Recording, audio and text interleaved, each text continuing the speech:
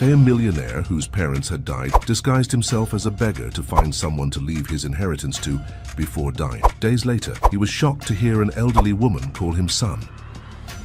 Nicholas observed his distorted reflection in the cracked bathroom mirror of his mansion, while his hands trembled, holding the rusty scissors he had found in the basement. The grey hair he had always kept impeccably cut fell on the Italian marble floor, forming small silver piles that looked like ashes from a life that was extinguishing. He had spent 62 years building a financial empire that now meant absolutely nothing in the face of the diagnosis he had received 3 weeks ago. Inoperable brain tumor, 3 months to live at most. The torn clothes he wore stank of mold and abandonment, purposely bought at a thrift store in the outskirts of the city where nobody would recognize him. His face, once always precisely shaved, now displayed a disheveled beard that he had let grow for weeks, completely transforming his aristocratic appearance into something unrecognizable. The man in the mirror was no longer the powerful businessman who commanded meetings in boardrooms, but rather any beggar, exactly as planned. "I need to find someone who deserves all of this before it's too late," he muttered to himself, feeling the weight of loneliness crushing his chest. The empty mansion echoed his steps as he walked toward the front door, leaving behind 40 luxurious rooms that were never filled with family laughter or voices of true friends. The paintings on the walls, valued in millions, observed his departure like silent witnesses to a life wasted in pursuit of material wealth that now revealed itself as completely useless. Nicholas had built hospitals, schools and orphanages with his money, always through intermediaries, never personally, maintaining a safe distance between himself and those he helped. Philanthropy had been just another business transaction, tax-deductible, efficient and impersonal, like all other operations in his life. But now, with death approaching like an inevitable shadow, he wanted something different, something real, something that would touch his soul before it left his sick body. The doctors had been clear. The headaches would progressively worsen, followed by fainting, seizures, and finally, the end. 3 months to find an heir who isn't motivated by greed, he thought, closing the mansion door for the last time.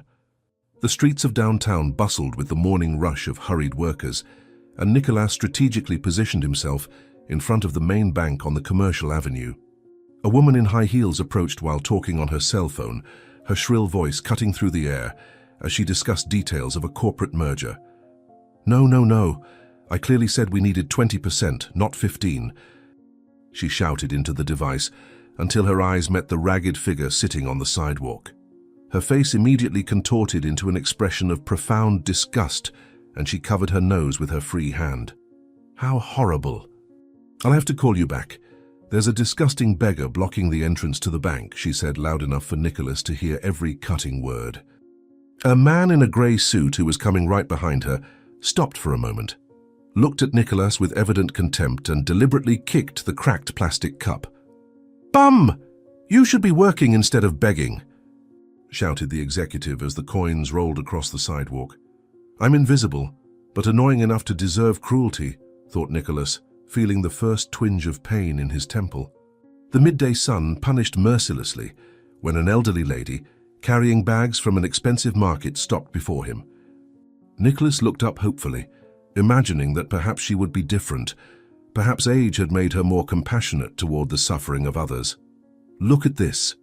A young, strong man begging," she exclaimed loudly, addressing no one in particular but ensuring that everyone around heard her indignation. "In my day, people had some shame. They worked. They didn't extend their hand." She searched in her purse and took out her cell phone, pointing the camera at Nicholas. "I'm sending this to the neighborhood group to show how degraded our city has become. Smile for the camera, bum," she ordered, as if he were an animal on display. When Nicholas lowered his head, she became even more irritated. "Not even good for that. You're ruining my video," she complained, tapping her foot impatiently. "They teach cruelty and disguise it as civic indignation," he murmured softly. A bank security guard, observing the commotion, approached with heavy, authoritative steps. He was a bulky man, with a uniform too tight for his body, and his red face shone with sweat under the scorching sun. "Hey, you! Get up now!" he ordered, poking Nicholas with the tip of his shoe. "Didn't you hear what I said? You're scaring the bank customers. Nicholas tried to get up slowly, his joints protesting after hours sitting on the hard concrete. "Please, sir, I'm not doing anything wrong. Just sitting here," Nicholas tried to explain in a hoarse voice. The security guard laughed with disdain. "Your mere existence is already wrong, beggar. Go find another place to infect with your presence," he shouted, grabbing Nicholas by the arm and pushing him forcefully. "If I see you here again, I'll call the police and you'll spend the night in jail," he threatened. Minimal authority transforms small men into tyrants, thought Nicholas as he staggered along the sidewalk. Nicholas dragged himself to a nearby square, where there was shade under some trees and concrete benches that burned under the sun. A group of university students was sitting on one of the benches, their laughter echoing through the square as they shared stories of the previous night's party. "Man, you won't believe what Julia did," said a blonde boy with expensive sunglasses. "She drank so much that she threw up in the club's pool." Everyone laughed scandalously. When Nicholas approached the public drinking fountain to quench his thirst, one of the girls, with pink-dyed hair and designer clothes, screamed in alarm. "Oh my God, how disgusting. Get away, girls. This beggar probably has all the diseases in the world," she exclaimed, hurriedly getting up from the bench. "Does he have leprosy? Look at his skin," said another, compulsively spraying perfume in the air. One of the boys, wanting to impress the girls, walked toward Nicholas with his chest puffed out. "Hey, old man, you're scaring the girls. Get out of here," ordered the young man. "Why don't you get a job instead of disturbing people who work and study?" he continued, ignorant of the irony of his words coming from someone who clearly had never worked. Young arrogance knows no mirrors, thought Nicholas, drinking water that tasted like rust. The afternoon advanced slowly, and Nicholas decided to try his luck in front of a busy bakery. The aroma of fresh bread tortured his empty stomach, which audibly protested after days of scarce food. The owner of the establishment, a fat man with an impeccable white apron and a constantly red face, came out immediately when he saw him approaching. "No, no, no, don't even think about staying here, vagrant," shouted the baker, gesturing frantically with his floured hands. "Every day it's the same thing. You beggars scare away my customers." Nicholas tried to explain calmly. "Sir, I was just passing by, I won't." But the baker didn't let him finish. "Passing nothing, I know this story. In a little while you'll be sleeping at my door and relieving yourself on the sidewalk." The man ran into the bakery and came back with a bucket. "Want water? Then take water," he shouted, throwing all the dirty contents over Nicholas. Customers coming and going watched the scene, some openly laughing. "Serves him right," said a woman with bags of bread. "These bums need to learn they're not welcome here." A small child pulled at her mother's skirt. "Mommy, why did the man throw water at that man?" she asked with childlike curiosity. "Because he's dirty and smelly, daughter. He needed a bath," replied the mother loudly. They turned humiliation into a spectacle, reflected Nicholas, trying to wring out his soaked shirt. The late afternoon brought an encounter that deeply shook Nicholas. Among the hurried passers-by, he recognized Roberto, a former business partner with whom he had closed Millionaire contracts years ago. Roberto was walking with a much younger woman, probably his third wife, both carrying bags from expensive stores. The moment their eyes met was electric, and Nicholas clearly saw the flash of recognition on Roberto's face, immediately followed by panic. "Honey, let's cross the street," Roberto said quickly, grabbing his wife's arm. "But why?" "The store you wanted is on this side," she protested. "There's a beggar over there. I don't want you to pass near him. They can be dangerous," explained Roberto, casting a final glance at Nicholas. "Roberto, it's me, Nicholas." Nicholas tried to call out, but his voice came out weak and hoarse. Roberto pretended not to hear, quickening his pace. "Do you know that beggar?" asked the wife, confused. "Of course not. How would I know a vagrant?" "He must be delirious, poor thing. Drugs, probably," Roberto responded, loud enough for Nicholas to hear. "The fear of social contagion is stronger than old friendships," he thought bitterly. As the sun began to set, Nicholas sought shelter under the awning of a closed store. His feet ached from walking so much, and the headache that had begun in the morning now pulsed with worrying intensity behind his eyes. A police officer on night patrol spotted him and immediately approached, his hand resting threateningly on his baton. "ID!" demanded the officer without even a greeting. Nicholas searched through his torn pockets, knowing he had deliberately left all identification at home. "I don't have any, officer," he replied in a tired voice. "Oh, you don't? So what are you? A ghost?" mocked the officer. "You know that giving the police trouble can land you in jail, right?" The officer began to search Nicholas brutally, turning out his pockets, throwing on the ground the little he had, a few coins, a piece of stale bread, a crumpled paper. "Is this drugs?" asked the officer, holding the piece of bread. "It's bread, sir," Nicholas replied. "Don't get smart with me. I've seen drugs disguised as all sorts of things," yelled the officer. The paranoia of authority sees crime in breadcrumbs, thought Nicholas as he was pushed against the wall. Night was falling over the city when Nicholas finally found a municipal shelter that still had vacancies. The line to enter stretched along the sidewalk, men and women of all ages waiting in resigned silence. "First time here?"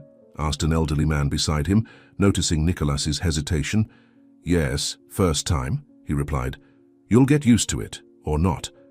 "Many can't stand the smell and prefer the street," said the man with a toothless smile. "The secret is not to breathe through your nose and not to look anyone in the eyes for too long." When it was finally his turn, the social worker behind the counter barely raised her eyes from the form. "Name?" she asked in a monotone voice. "Ni. João," lied Nicolas. "João what?" she insisted impatiently. "Just João," he replied. "Everyone has a last name, João," she said with irritation. "Silva, João Silva," he quickly invented. "Age? 62. Contagious diseases? No. Use drugs? No. Alcohol? No." She finally looked up, skeptical. "A homeless man who doesn't drink? That's new," she commented sarcastically.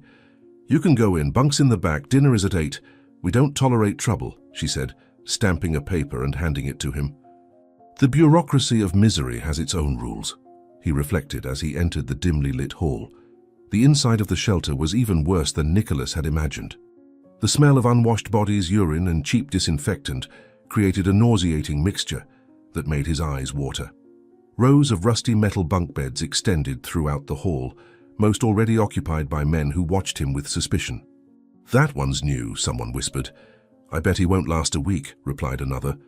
Nicholas found an empty bunk in the back, the stained and thin mattress offering little comfort. "That's my place," shouted a man appearing from nowhere. "Sorry, I thought it was empty," said Nicholas, beginning to stand up.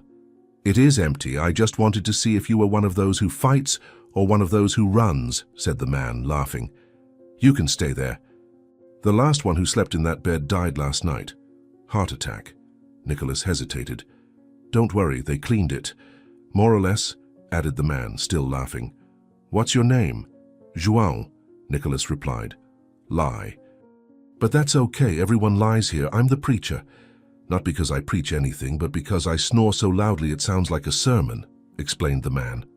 "Death is a constant presence where life is worth little," thought Nicholas, lying down on the suspicious mattress. Dinner was announced by a shrill bell, and everyone rose like zombies, automatically forming a line. The food was a thin soup of dubious appearance, served in cracked plastic plates by volunteers who seemed afraid to make eye contact with the residents. "Don't take 2 pieces of bread," shouted one of the volunteers at someone in the line. "But I didn't have lunch today," the man protested. "Rules are rules, 1 bread per person," insisted the volunteer. "If you don't like it, you can go eat somewhere else." When it was Nicholas's turn, the volunteer who served him made a face of disgust as she handed him the plate. "Next!" she shouted, before he had even completely moved away. Nicholas sat at a table in the corner, trying to ignore the cockroaches running across the floor. "First meal here?" asked a man sitting across from him. "How do you know?" asked Nicholas. "You're still trying to identify the ingredients." "Tip, it's better not to know," said the man, swallowing the soup without chewing. "It's nutrition, not gastronomy. Keeps you alive, nothing more." "Survival is not life, it's postponement of death," Nicholas muttered to himself. The night at the shelter was a torture of sounds, smells, and constant movement. Men screamed during nightmares, others argued for incomprehensible reasons, some simply moaned from pain or despair. "Shut up!" someone shouted in the dark. "You shut up," replied another. A heated discussion began, voices raised, and soon confusion took over the dormitory. Security guards arrived quickly and dispersed those involved. "Guards! Guards!" someone shouted. The lights abruptly came on, revealing two men rolling on the floor while others watched. The guards rushed in, separating the fighters with unnecessary brutality. "You two out, now!" ordered the chief guard. "But he started it," protested one of the men, his lip bleeding. "Don't care, rules are rules, fighting means expulsion," shouted the guard. "Please, it's raining outside," begged the other man. "Your problem, should have thought of that before," replied the guard, pushing both toward the exit. "Violence is the language of the desperate," thought Nicholas, trembling despite the suffocating heat. Dawn came without Nicholas having managed to sleep more than a few interrupted minutes. His eyes burned and his headache had worsened considerably during the night. "Everyone out, cleaning!" shouted an employee at 6 in the morning, banging a metal bar against the bunk bed railings. Come on, we don't have all day." The residents rose slowly, some still drunk from the night before, others simply exhausted with life. "You have 15 minutes to get your things and leave," continued the employee. "But it's still raining," complained someone. "So what? This isn't a hotel. Opens again at 7 tonight if you can get a spot," replied the employee indifferently. Nicholas gathered his few belongings, his body aching from the thin mattress and sleepless night. "Where are you going now?" asked the preacher, appearing beside him. "Don't know, walk around," replied Nicholas. "Watch out for the sweeps, they're collecting beggars downtown today. Election coming up, they need to clean the city," warned the man. "Thanks for the warning," Nicholas thanked him. "Politics uses misery as electoral currency," he reflected bitterly. The wet morning streets reflected a grey sky that promised more rain. Nicholas wandered aimlessly, his feet splashing in puddles of dirty water, trying to find a dry place to rest. A nearby church had its doors open, and he decided to enter, hoping to find some temporary shelter. The interior was empty except for an elderly nun sweeping the aisle between the pews. "Can I help you?" she asked, her voice gentle but cautious. "I just need to rest a bit, sister. I promise I won't cause any trouble," said Nicholas. She studied him for a moment, then sighed. "You can sit, but only until the 8 o'clock Mass. After that, the priest doesn't like to see beggars here. Says they drive away the faithful," she explained with evident sadness. "Shouldn't it be the opposite? The church welcoming those in need?" asked Nicola. "It should be. But the real world is different from what's written in the Bible," she replied, returning to her sweeping. "Even God has business hours now," he thought bitterly. Nicholas had dozed off on the hard church bench when he was abruptly awakened by raised voices. "I told you not to let these people in," a man in a cassock was shouting. It was the priest, a young man with a severe face and expensive framed glasses. "Father, he was just resting," the nun defended. "I don't care. We have an image to maintain. The tithe payers don't want to see beggars when they come to pray," replied the priest. He turned to Nicholas with evident contempt. "You, out of my church, now," he ordered. "Father, please, just a few more minutes," asked Nicholas. "Not one more second. If you don't leave right now, I'll call the police," threatened the religious man. The nun lowered her head, ashamed. "Go through the back door," she whispered to Nicholas. "I'm sorry about this." Nicholas rose with difficulty, his headache now pounding violently. "Thank you anyway, sister," he said. "Jesus would expel Jesus from his own house," he muttered as he left. The rain had stopped, but the cold wind cut through Nicholas's wet clothes. He found a bus stop shelter and sat on the metal bench, observing the movement of people coming and going. A woman with a child in her arms was waiting for the bus, the child crying from hunger. "Shh, my love. When we get home, Mummy will make you some food," the mother consoled, clearly exhausted. Nicholas noticed she was counting coins in her hand, probably calculating if she had enough for the fare. Without thinking, he approached and offered the few coins he had managed to beg. "Here, ma'am, to help," he said. The woman backed away, frightened. "I don't want anything from you. Get away from my child," she shouted, protectively hugging the child. "I just want to help," insisted Nicholas. "Help? A beggar wanting to help? You must be trying to rob me," she accused. "Help! This man is threatening me," she began to shout. People around began to approach, looking at Nicholas with hostility. "You better disappear from here, bum," said a large man, clenching his fists. Kindness is interpreted as a threat when it comes from the marginalized, thought Nicholas, quickly moving away. Midday brought strong sunshine that evaporated the moisture from the streets, creating a suffocating vapor. Nicholas felt increasingly weak, the lack of proper nutrition and constant stress taking their toll. He stopped in front of a popular restaurant, attracted by the smell of home cooking. Through the window, he could see families having lunch, generous plates of rice, beans, and meat. His stomach protested audibly. "No use drooling there, beggar," shouted the waiter at the door. "We don't serve handouts here." "I wasn't asking for anything," Nicholas defended himself. "But you were thinking about it, weren't you? I know your type well. Hanging around waiting for leftovers," accused the waiter. "If you don't get away from my restaurant right now, I'll throw hot water on you." A customer leaving the restaurant stopped to watch. "Do it. These vagrants are disgusting," he encouraged. "This is why this country doesn't move forward. Too many people wanting everything handed to them on a silver platter. Hunger is a crime only for those who feel it," reflected Nicholas, dragging himself away. The afternoon advanced, and Nicholas's headache had become almost unbearable. He looked for a pharmacy, hoping to get at least a simple painkiller. Upon entering, the security guard immediately positioned himself beside him. "What did you come for?" asked the security guard with suspicion. "I need medicine for a headache," explained Nicholas. "Do you have money?" questioned the guard. Nicholas showed some coins he had managed to get. The pharmacist behind the counter observed the scene with visible discomfort. "We don't sell individual pills," he obviously lied. "But I have money," insisted Nicholas. "It doesn't matter. We don't sell to people like you," said the pharmacist. "People like me?" questioned Nicholas. "You know, beggars." "You use medicine to get high," accused the pharmacist. "It's aspirin I need, not morphine," argued Nicholas. "The answer is no." "Security, escort him out," ordered the pharmacist. "Even pain relief has a social class," he thought while being escorted outside.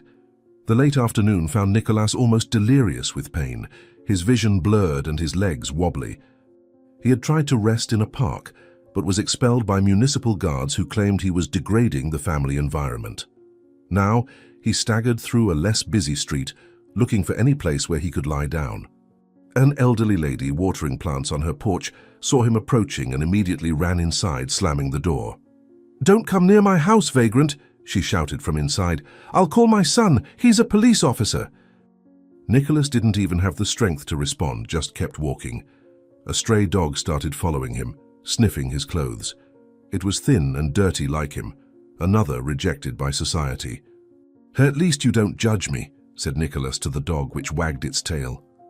"I found more humanity in an animal than in all the humans today," he thought with growing bitterness. The twilight was painting the sky orange and purple when Nicholas finally reached his limit. He had walked for hours, rejected and humiliated in every attempt to find help or simply a moment of peace. His knees gave way in a dark alley between two commercial buildings, the accumulated trash creating an improvised mattress of cardboard and debris. The pain in his head had become a living presence, pulsing with each heartbeat. Perhaps this is how it ends, he thought, the irony not escaping him.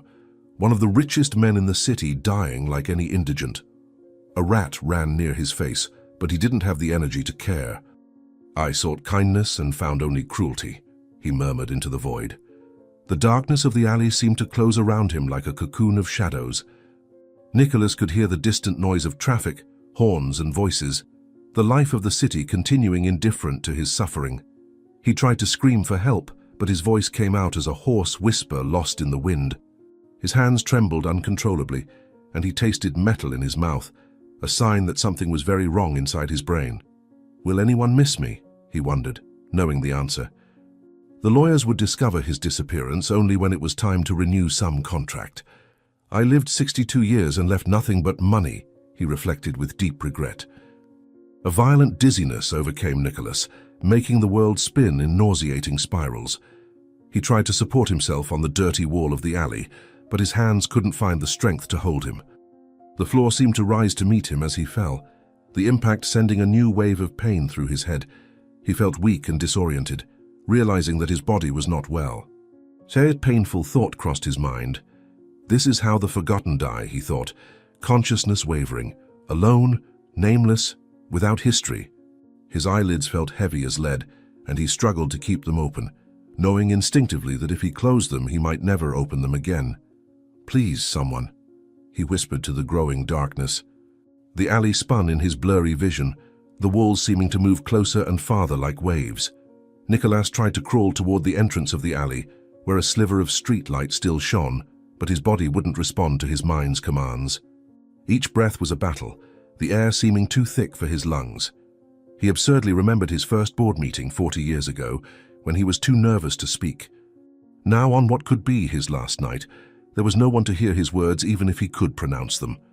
The loneliness of power is nothing compared to the loneliness of death, he understood with crystal clarity amid his delirium.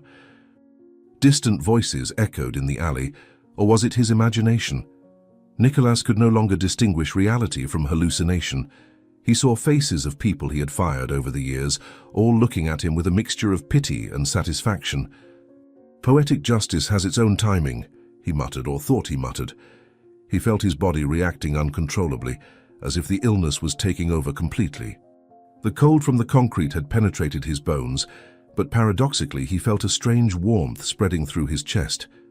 Is this how death arrives? Like a warm blanket?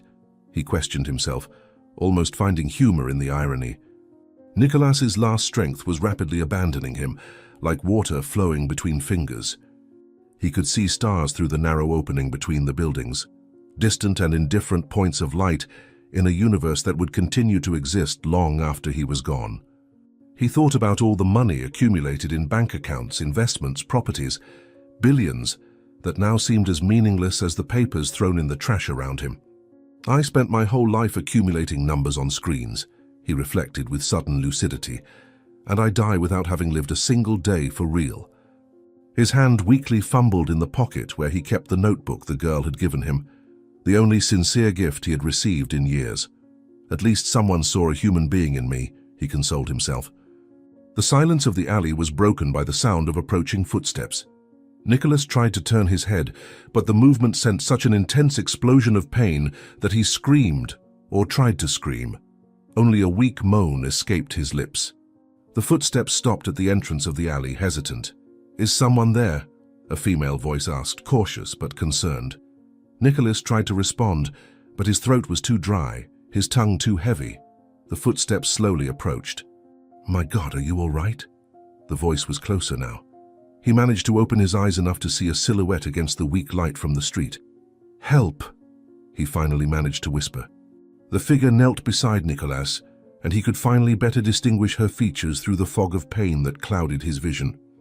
She was an elderly woman, probably over 70, wearing simple and worn but clean clothes, carrying a rusty shopping cart full of cans and plastic bottles. Her white hair was tied in a messy bun, and her hands, though calloused from hard work, touched his forehead with a maternal gentleness he hadn't experienced in decades. She looked around the dark alley, assessing the situation with the experienced eyes of someone who had seen many tragedies in the streets. Without further hesitation, she put his arm over her thin shoulders, using all her strength to try to lift him from the filthy ground. The recycling cart was abandoned at the entrance of the alley, while she concentrated on the impossible task of dragging a semi-conscious adult man. "Come on, sir, I need you to help me a little bit," she said in a firm but gentle voice, gasping with the effort.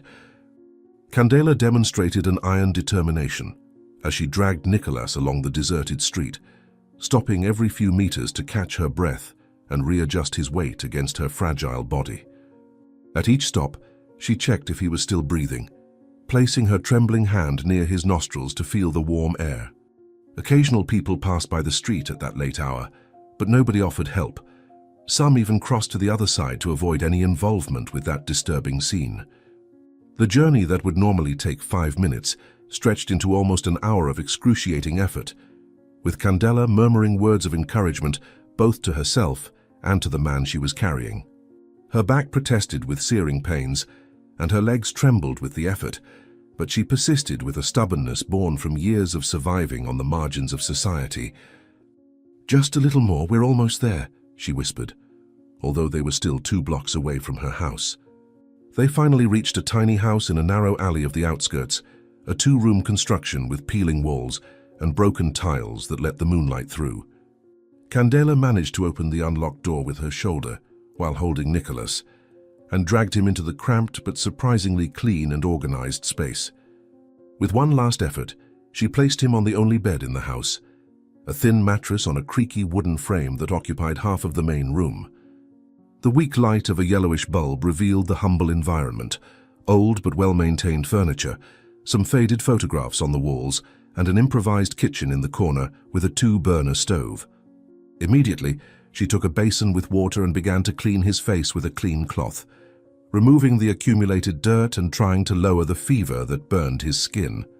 "May God help me save him," she muttered as a prayer, noticing how his breathing was irregular and laborious.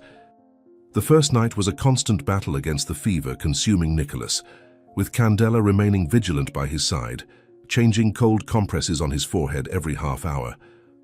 She sacrificed her only good blanket to cover him, contenting herself with a thin shawl despite the cold that penetrated through the cracks in the house. During the worst moments, when he violently stirred in feverish delirium, she held his hands to prevent him from hurting himself, softly humming old melodies that her own mother sang to her as a child. The man muttered disconnected words about money, guilt, and forgiveness, but nothing that made complete sense. Around 3 in the morning, when the fever reached its most dangerous peak, Candela used her last dipyrone pill, dissolving it in water and gently forcing it between his dried lips. "You're going to be fine, yes you will," she said with a conviction she didn't entirely feel, watching his tormented face twist with some invisible inner pain. Dawn brought a slight improvement, with the fever slightly subsiding, and Nicholas's breathing becoming less laborious. Candela, exhausted but relieved, prepared a thin broth with the last vegetables she had in the old refrigerator that only worked halfway. Sitting on the edge of the bed, she patiently tried to make him swallow a few spoonfuls of the warm liquid, carefully holding his head while most of it ran down the corner of his mouth. Between the improvised medical care, she studied his face with growing curiosity, noticing traces of refined education even under the degraded appearance. His hands, despite being dirty, didn't have the typical calluses of someone who had worked hard all his life. There was something about that man that didn't fit with the image of a common beggar, but Candela had learned not to ask too many questions about people's pasts. We all have our secrets and our falls, she thought, remembering her own history of losses and regrets. On the 3rd day, Candela faced a difficult decision when her few resources were completely exhausted. Looking at the still unconscious man in her bed and then at her empty cupboard, she made a resolution. She discreetly left the house before dawn, leaving a glass of water within his reach in case he woke up, and went to the local church where they sometimes distributed food baskets. The line was already formed when she arrived, dozens of people in similar situations waiting for institutionalized charity. When it was finally her turn, the church volunteer recognized her and frowned. "Mrs. Candela, you already got your basket this month," the woman said accusingly. Candela lowered her head, humiliated but determined. "I know, but an emergency came up," she tried to explain. The volunteer sighed theatrically, but something in Candela's contained desperation touched her. "Just this once, but don't come asking again this month," she warned, handing her a bag with some basic supplies. Charity has its own rules and limits, Candela thought bitterly, carrying the heavy bag back home. Upon returning, she found Nicholas awake but disoriented, weakly trying to get up from the bed. His eyes, still glazed with fever, focused on her with a mixture of fear and confusion. Candela quickly dropped the bag and ran to help him lie down again. "Easy, sir. Everything is fine."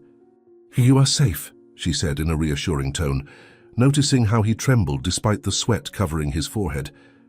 For a long moment, they looked at each other in silence, him trying to process where he was, her waiting patiently for him to find his voice. The afternoon sunlight entered through the window cracks, creating patterns of light and shadow on his face. Candela took the water glass and offered it to him, helping him drink slowly. When he finally managed to speak, his voice came out hoarse and broken. "Thank you," was all he could say before falling again into a restless sleep. During the following days, a silent routine of care was established. Candela meticulously divided the food from the basic basket, always giving the larger portion to Nicholas, telling herself that he needed it more to recover. She had returned to collecting recyclables for a few hours during the day, but always ran back, worried that something might happen in her absence. The neighbors were beginning to notice her change in behavior, especially the neighbor next door, a woman known for meddling in other people's lives. During one of these quick outings, the woman intercepted her at the gate. "Candela, you've been acting strange lately," she commented with fake concern. Candela tried to deflect the subject, mumbling something about being tired. The neighbor narrowed her eyes, clearly not satisfied with the evasive response. "If you need anything, just call," she said, though her tone suggested more curiosity than a genuine offer of help. "I need to be more careful," thought Candela, quickly entering her house. On the 5th day, Nicholas finally regained full consciousness, waking to the sound of Candela preparing tea in the small kitchen. The afternoon was falling, and the golden light coming through the window gave the small room a feeling of warmth that transcended its material poverty. He tried to sit up, surprised to discover that he was clean and wearing different clothes, simple but clean. Candela, noticing movement, approached with a steaming mug of herbal tea that she herself cultivated in cans in the backyard. Their eyes met, and for a moment something passed between them, a recognition that went beyond circumstances. She sat in the only chair beside the bed, her hands holding the mug with the care of someone who knows the value of not wasting anything. "How long have I been here?" he asked, his voice still weak but clear. Candela calmly explained about the 5 days of intensive care, minimizing her own sacrifices and focusing only on what was necessary for his recovery. As she spoke, Nicholas observed the small space, noticing the details that revealed a life of deprivation, but also of stubborn dignity. The walls, although peeling, were clean, with a few carefully framed old photographs showing a younger Candela in seemingly happier times. A small image of a saint occupied an improvised niche, with a half-burned candle beside it suggesting a faith that persisted despite difficulties. When she finished her explanation, offering him the tea, their hands briefly touched in the transfer of the mug, and both felt an inexplicable electric current. "Why did you do this for me?" asked Nicholas, genuinely perplexed by the free kindness in a world that had shown him so much cruelty. The question hung in the air as Candela carefully considered her answer. "When I saw you in that alley, something inside me wouldn't let me walk past," she began, looking at her hands worn by work. "It was as if some greater force was guiding me." She paused, searching for the right words to explain the inexplicable. "I've passed by many people in need without being able to help, but with you it was different." Nicholas listened attentively, the tea warming his cold hands as he processed the pure sincerity in her words. Before he could respond, a sudden pain shot through his head, brutally reminding him of his terminal condition. Candela immediately noticed his grimace of pain and stood up concerned. "You need to rest more," she insisted, helping him lie down again. "Recovery takes time," she added, though something in her eyes suggested that she suspected there was more to his illness than appeared. In the days that followed, as Nicola gradually regained strength, an unexpected domestic routine was established between them. Candela would leave early to collect recyclables, always leaving something prepared for him to eat, instructions about the medicines, and a kind note wishing him well.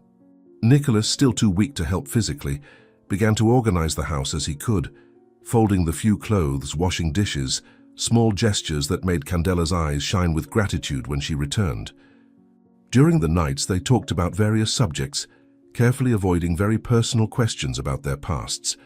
It was a delicate dance of two wounded souls finding comfort in each other's company without pressing for premature revelations. "It's strange how peaceful I feel here," thought Nicholas one night, watching Candela mend clothes in the weak light of the lamp. On the 7th day, the first real test of his recovery came when Nicholas insisted on accompanying Candela on her recyclables collection round. She initially resisted, worried that the effort might harm his recovery, but he argued that he needed to do something useful, that he couldn't continue being just a burden. They slowly walked through the neighborhood streets, him pushing the rusty cart while she selected cans and bottles with the experienced eye of years of practice. The other collectors observed them with curiosity, some greeting Candela and casting questioning looks at her new companion. At a particularly productive collection point, behind a restaurant, Nicholas observed how Candela was treated with respect by the employees, who separated clean recyclables for her. "Donna Candela is different," one of them explained to Nicholas. "She helped my mother when she was sick. I never forgot that." It was a revelation about her character that deeply touched Nicholas. The morning of the 8th day brought a change in the atmosphere of the small house. Candela seemed restless, frequently glancing out the window and startling at any exterior noise. When Nicholas asked if something was wrong, she tried to disguise it, but he could see the concern in her eyes. "The neighbor has been asking a lot of questions," she finally admitted. "She saw you yesterday when we went out." Nicholas immediately understood the problem. In small, poor communities, any change in routine was cause for speculation, and speculation could lead to problems. "Perhaps I should leave," he suggested, although the idea of leaving that safe refuge filled him with anxiety. Candela firmly shook her head. "You're not completely recovered yet," she insisted. "Besides, you still don't seem fully recovered." She was right, but they both knew the situation was becoming precarious. The afternoon of the 8th day passed with a growing tension that both tried to ignore. Nicholas was helping Candela sort the recyclables collected in the morning when they heard loud voices outside. Through the small window, they saw the neighbor animatedly talking with 2 other women from the neighborhood, gesturing toward Candela's house. "She's spreading gossip," said Candela with a heavy sigh. "That's never good." Nicholas felt a pang of guilt for causing problems for his savior. During the simple dinner of vegetable soup, they ate in silence, each lost in their own thoughts about what the near future might bring. The old radio in the corner played old songs, creating a false sense of normality that couldn't completely mask the apprehension in the air. "Don't worry," Candela finally said, trying to smile. "I've been through worse." On the 9th day, Nicholas woke to the sound of Candela humming softly while preparing breakfast. It was a melancholic melody that echoed strangely familiar in his memory, though he couldn't identify from where. "That song," he began, sitting up in bed. Candela stopped humming, turning with a curious expression. "I'm sorry, was I bothering you?" she asked. "No, it's just that." "It seems familiar somehow," Nicholas replied, frowning, trying to capture the elusive memory. Candela smiled softly. "It's a very old song. My mother sang it to me when I was a child. I used to sing it to—" She stopped abruptly, turning back to the stove. "To whom?" Nicholas asked gently. "To no one important," she murmured, but there was a deep sadness in her voice that suggested otherwise. During breakfast, Candela seemed distant, lost in memories that clearly disturbed her. Nicholas respected her silence, but couldn't help noticing how she occasionally observed him with a strange intensity, as if looking for something in his face. "Do you have family?" she asked suddenly. The question caught Nicholas off guard. "No, not anymore," he answered carefully. "My parents died many years ago." Candela nodded slowly. "It must be difficult to be alone in the world," she said. "I've also been alone for a long time." There was a heavy pause before she continued. "I had a son once, many years ago, but life sometimes forces us to make impossible decisions." Her eyes filled with unshed tears. "I'm sorry," said Nicholas, touched by her evident pain. The moment was interrupted by urgent knocks on the door. Candela and Nicholas looked at each other, alarmed. "Candela, open this door! I know you're in there!" shouted the neighbor's voice from outside. Candela reluctantly got up to answer. The neighbor entered uninvited, her eyes immediately finding Nicholas. "So it's true! You're hiding a man here!" she exclaimed triumphantly. "He's my cousin from the countryside," Candela said calmly. "He came for treatment in the capital." The neighbor laughed with disdain. "Cousin? Don't make a fool of me, Candela. You never mentioned any cousin in all these years." She approached Nicholas, studying him with suspicion. "And you, who are you really? What are you doing with this poor old woman?" "I already told you, he's my cousin Jose," insisted Candela, positioning herself between them. "Liar!" accused the neighbor before storming out. As soon as the neighbor left, Candela locked the door and leaned against it, trembling slightly. "She's going to cause trouble," she said with resigned certainty. "She always does when something breaks from routine." Nicholas approached, wanting to comfort her but not knowing how. "I'm sorry for bringing this into your life," he said sincerely. Candela looked at him with an expression he couldn't fully decipher. "You didn't bring anything that wasn't already destined to happen," she said enigmatically. Before he could ask what she meant, they heard distant sirens that seemed to be approaching. Both ran to the window, seeing police cars turning the corner of the street. "Quick, lie on the bed and pretend to be very sick," Candela urgently instructed.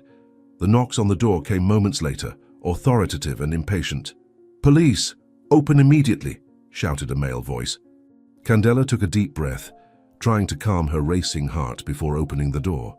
3 police officers entered abruptly, followed by the neighbor who smiled maliciously in the background. "That's the woman," said the neighbor, pointing at Candela. "She kidnapped a rich man. I saw his missing person photo in the newspapers. He looks exactly like the man she's hiding." The lead officer, a large man with a severe expression, turned to Candela. "Ma'am, we've received a report that you are keeping a man against his will." "That's absurd," Candela protested. "He's sick. I saved him from death on the street." The officer ignored her protests and went straight to the room where Nicholas was lying. "Documents!" he demanded. Nicholas, still pretending to be very weak, mumbled that he had no documents. The officer took his radio and began describing Nicholas to someone on the other end. After some tense minutes, his face changed. "It's him," the officer said to his colleagues. "Nicholas Montero, the missing millionaire." Candela turned pale, looking at Nicholas with shock and confusion. "Millionaire," she whispered. The officer turned to her with a cold smile. "You are under arrest for kidnapping and false imprisonment," he announced, taking out the handcuffs. "No, you don't understand," shouted Nicholas, trying to get up. "She saved me. I was dying." But the officers weren't interested in hearing explanations.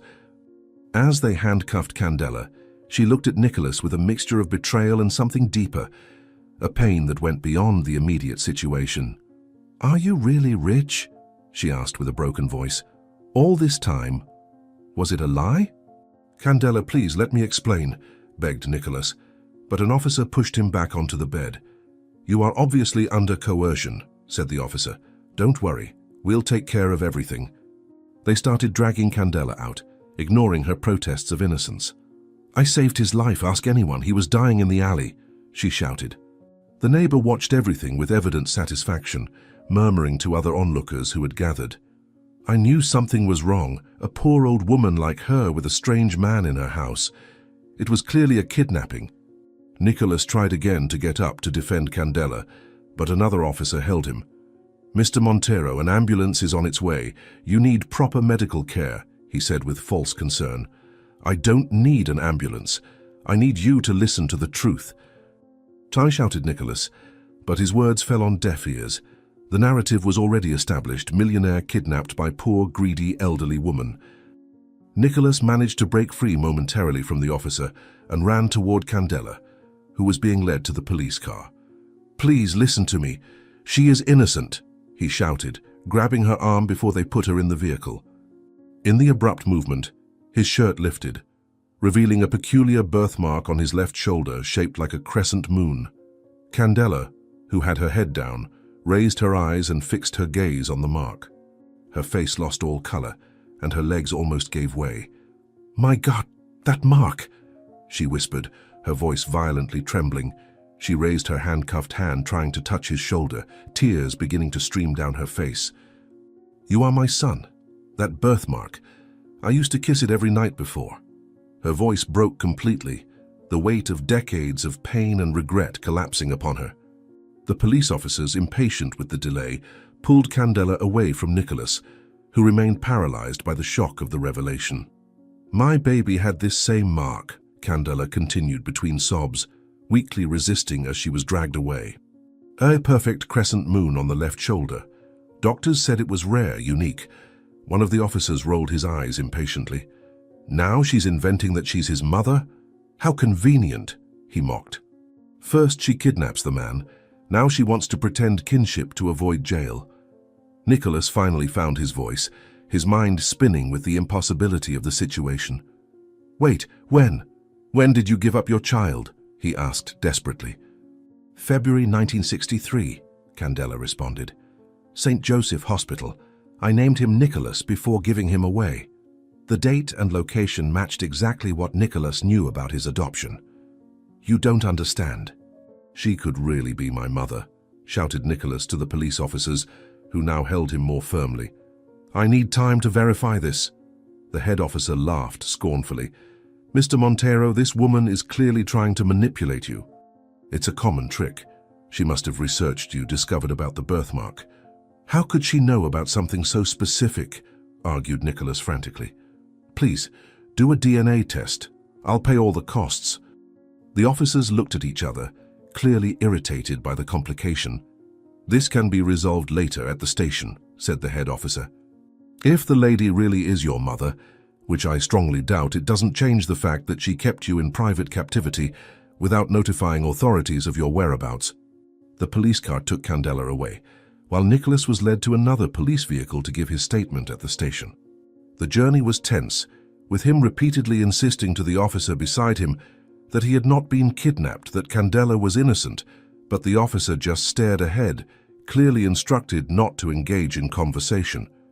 The streets of the poor neighborhood passed by the window, and Nicholas saw the curious faces of residents watching the police convoy, probably wondering what terrible crime had been committed to justify so many patrol cars. When they arrived at the central police station, a grey and depressing building that smelled of mold and despair, Nicholas was immediately separated from any chance of seeing Candela. The central station was a maze of poorly lit corridors and cramped rooms that echoed with the desperation of hundreds of people processed daily by the system. Nicholas was led to a waiting room, where two men in impeccable suits were already waiting, his lawyers who had been notified about his rescue. The older one, a bald man with gold-rimmed glasses, stood up immediately upon seeing him, relief evident on his tired face. The younger one remained seated, frantically typing on his phone, probably already coordinating the legal response to the situation. The room smelled of old coffee and cheap disinfectant, a combination that made Nicholas's stomach turn. Through the half-open door he could hear distant voices, phones ringing, and occasionally the sound of handcuffs being dragged across the worn linoleum floor. "Nicholas, thank God you're all right. When we received the call about your whereabouts, we mobilized the entire team," said the older lawyer, trying to appear efficient and concerned at the same time. "Where is Candela? I need to see her now," demanded Nicholas, completely ignoring the feigned relief of his employees. The younger lawyer finally raised his eyes from the phone, exchanging a concerned look with his more experienced colleague. "Mr. Montero, the lady is being prosecuted. The charges are serious. Kidnapping and false imprisonment can result in up to 15 years in prison," he explained with a professional tone that only irritated Nicholas further. "She's in a cell in the women's wing, awaiting formal interrogation." The information that Candela was imprisoned as a common criminal made Nicholas's blood boil. He abruptly stood up, the chair scraping loudly against the floor. "Hire the best criminal lawyer in the country for her. Now!" he ordered with the authority he usually reserved for million-dollar business decisions. "And I want to speak with the officer in charge immediately. I will not let that woman spend another minute being treated like a criminal," he declared, his voice echoing through the small room. A middle-aged investigator entered the room, his face showing the fatigue of someone who had seen too much of human nature. His clothes were wrinkled as if he had spent the night working, and there were coffee stains on his faded tie. "Mr. Montero, I'm the detective responsible for your case. I need your official statement about the kidnapping," he said, pulling out a chair and sitting down heavily. Nicholas stared at him with eyes flaming with contained anger. "How many times do I need to repeat? There was no kidnapping." "That woman saved my life," he shouted, making the investigator back away slightly. "I was dying in an alley, delirious with fever, and she dragged me to her house and took care of me for days with the little she had." The investigator took a small recorder from his pocket, turning it on with practiced movements. "Mr. Montero, I understand that you may have developed feelings for your kidnapper, but—" he began. "She might be my mother," interrupted Nicholas, the words coming out like an explosion that reverberated through the small room. The silence that followed was as dense as lead, everyone in the room processing the bombshell statement. The investigator turned off the recorder, his eyes widened with genuine surprise. The lawyers exchanged glances, clearly not knowing how to proceed with this unexpected turn. How did you come to this conclusion?" asked the investigator after regaining his composure. Nicholas took a deep breath, trying to organize his chaotic thoughts. "She saw my birthmark, a crescent moon on my left shoulder. She said the son she gave up for adoption 62 years ago had the same mark," he explained, each word laden with emotion. "I need to see her. I need to know the details, confirm the dates, everything. And then do a DNA test to be absolutely certain." The investigator scratched his head, clearly out of his comfort zone. "This certainly changes the dynamics of the situation, but there are still legal procedures that need to be followed," he said hesitantly. "Even if she is your mother, keeping you without notifying authorities is still problematic," he added, although his conviction seemed shaken. "She didn't know who I was. How could she know? I was disguised as a beggar, unrecognizable," argued Nicholas with growing vehemence, slamming his hand on the table hard enough to make the recorder jump. The older lawyer cleared his throat, trying to bring some order to the chaotic discussion that was unfolding. "We can request a priority DNA test. With the right contacts, we'll have results in a few hours," he offered, already mentally calculating which favors he would need to call in. "I'll also contact Dr. Araujo, the best criminal lawyer in the country. He has already defended impossible cases." Nicholas nodded impatiently, but he wasn't satisfied with vague promises. "I want to see her now." "She must be terrified, alone in a cell, not understanding what's happening," he insisted. The investigator shook his head negatively, but there was less conviction in his gesture. "Normally it would be impossible, but considering the exceptional circumstances, I'll see what I can do," he said, rising heavily. "Wait here. I need to speak with my superior," he informed them before leaving. The wait that followed was torturous for Nicholas, each minute dragging like an hour as he imagined Candela alone and frightened in a cold cell. The younger lawyer continued making calls, coordinating the legal defense, while the older one tried to keep Nicholas calm with empty assurances that everything would be fine. "Nicholas, you need to understand that even with the best defense, there are protocols that need to be followed," he was saying. "The bureaucracy of the judicial system cannot be completely circumvented, even with your influence." But Nicholas wasn't listening. His mind focused only on Candela and the almost surreal possibility that he had found his biological mother in the most improbable way possible. After what seemed like an eternity but was only 30 minutes, the investigator returned accompanied by another man, the officer in charge of the police station. He was a corpulent man with a graying mustache and an air of tired authority. "Mr. Montero, I'm the officer in charge. I understand we have a delicate situation here," he said, clearly uncomfortable dealing with someone so influential. The officer sat heavily in a chair that protested under his weight, interlacing his fingers over his prominent belly as he studied Nicholas with perceptive eyes. "Let's be practical here.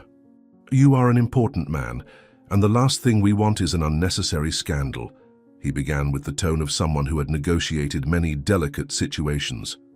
"I've authorized a supervised 20-minute visit with detainee Candela Rodriguez.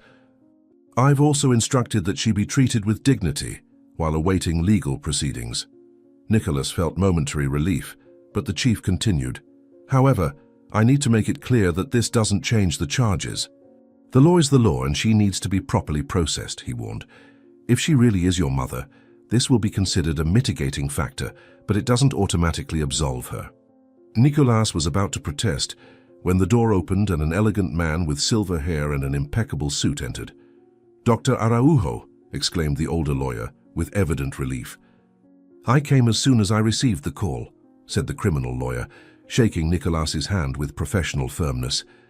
Dr. Araujo had a magnetic presence, the type of person who commanded attention just by entering a room. His penetrating blue eyes quickly assessed the situation, while the younger lawyer briefed him on the details. "Fascinating," he murmured after hearing the summary. "In 30 years of practice, I've never seen a case like this. An alleged kidnapper, who may be the biological mother of the victim who insists he is not a victim." He turned to the chief with a smile that didn't reach his eyes.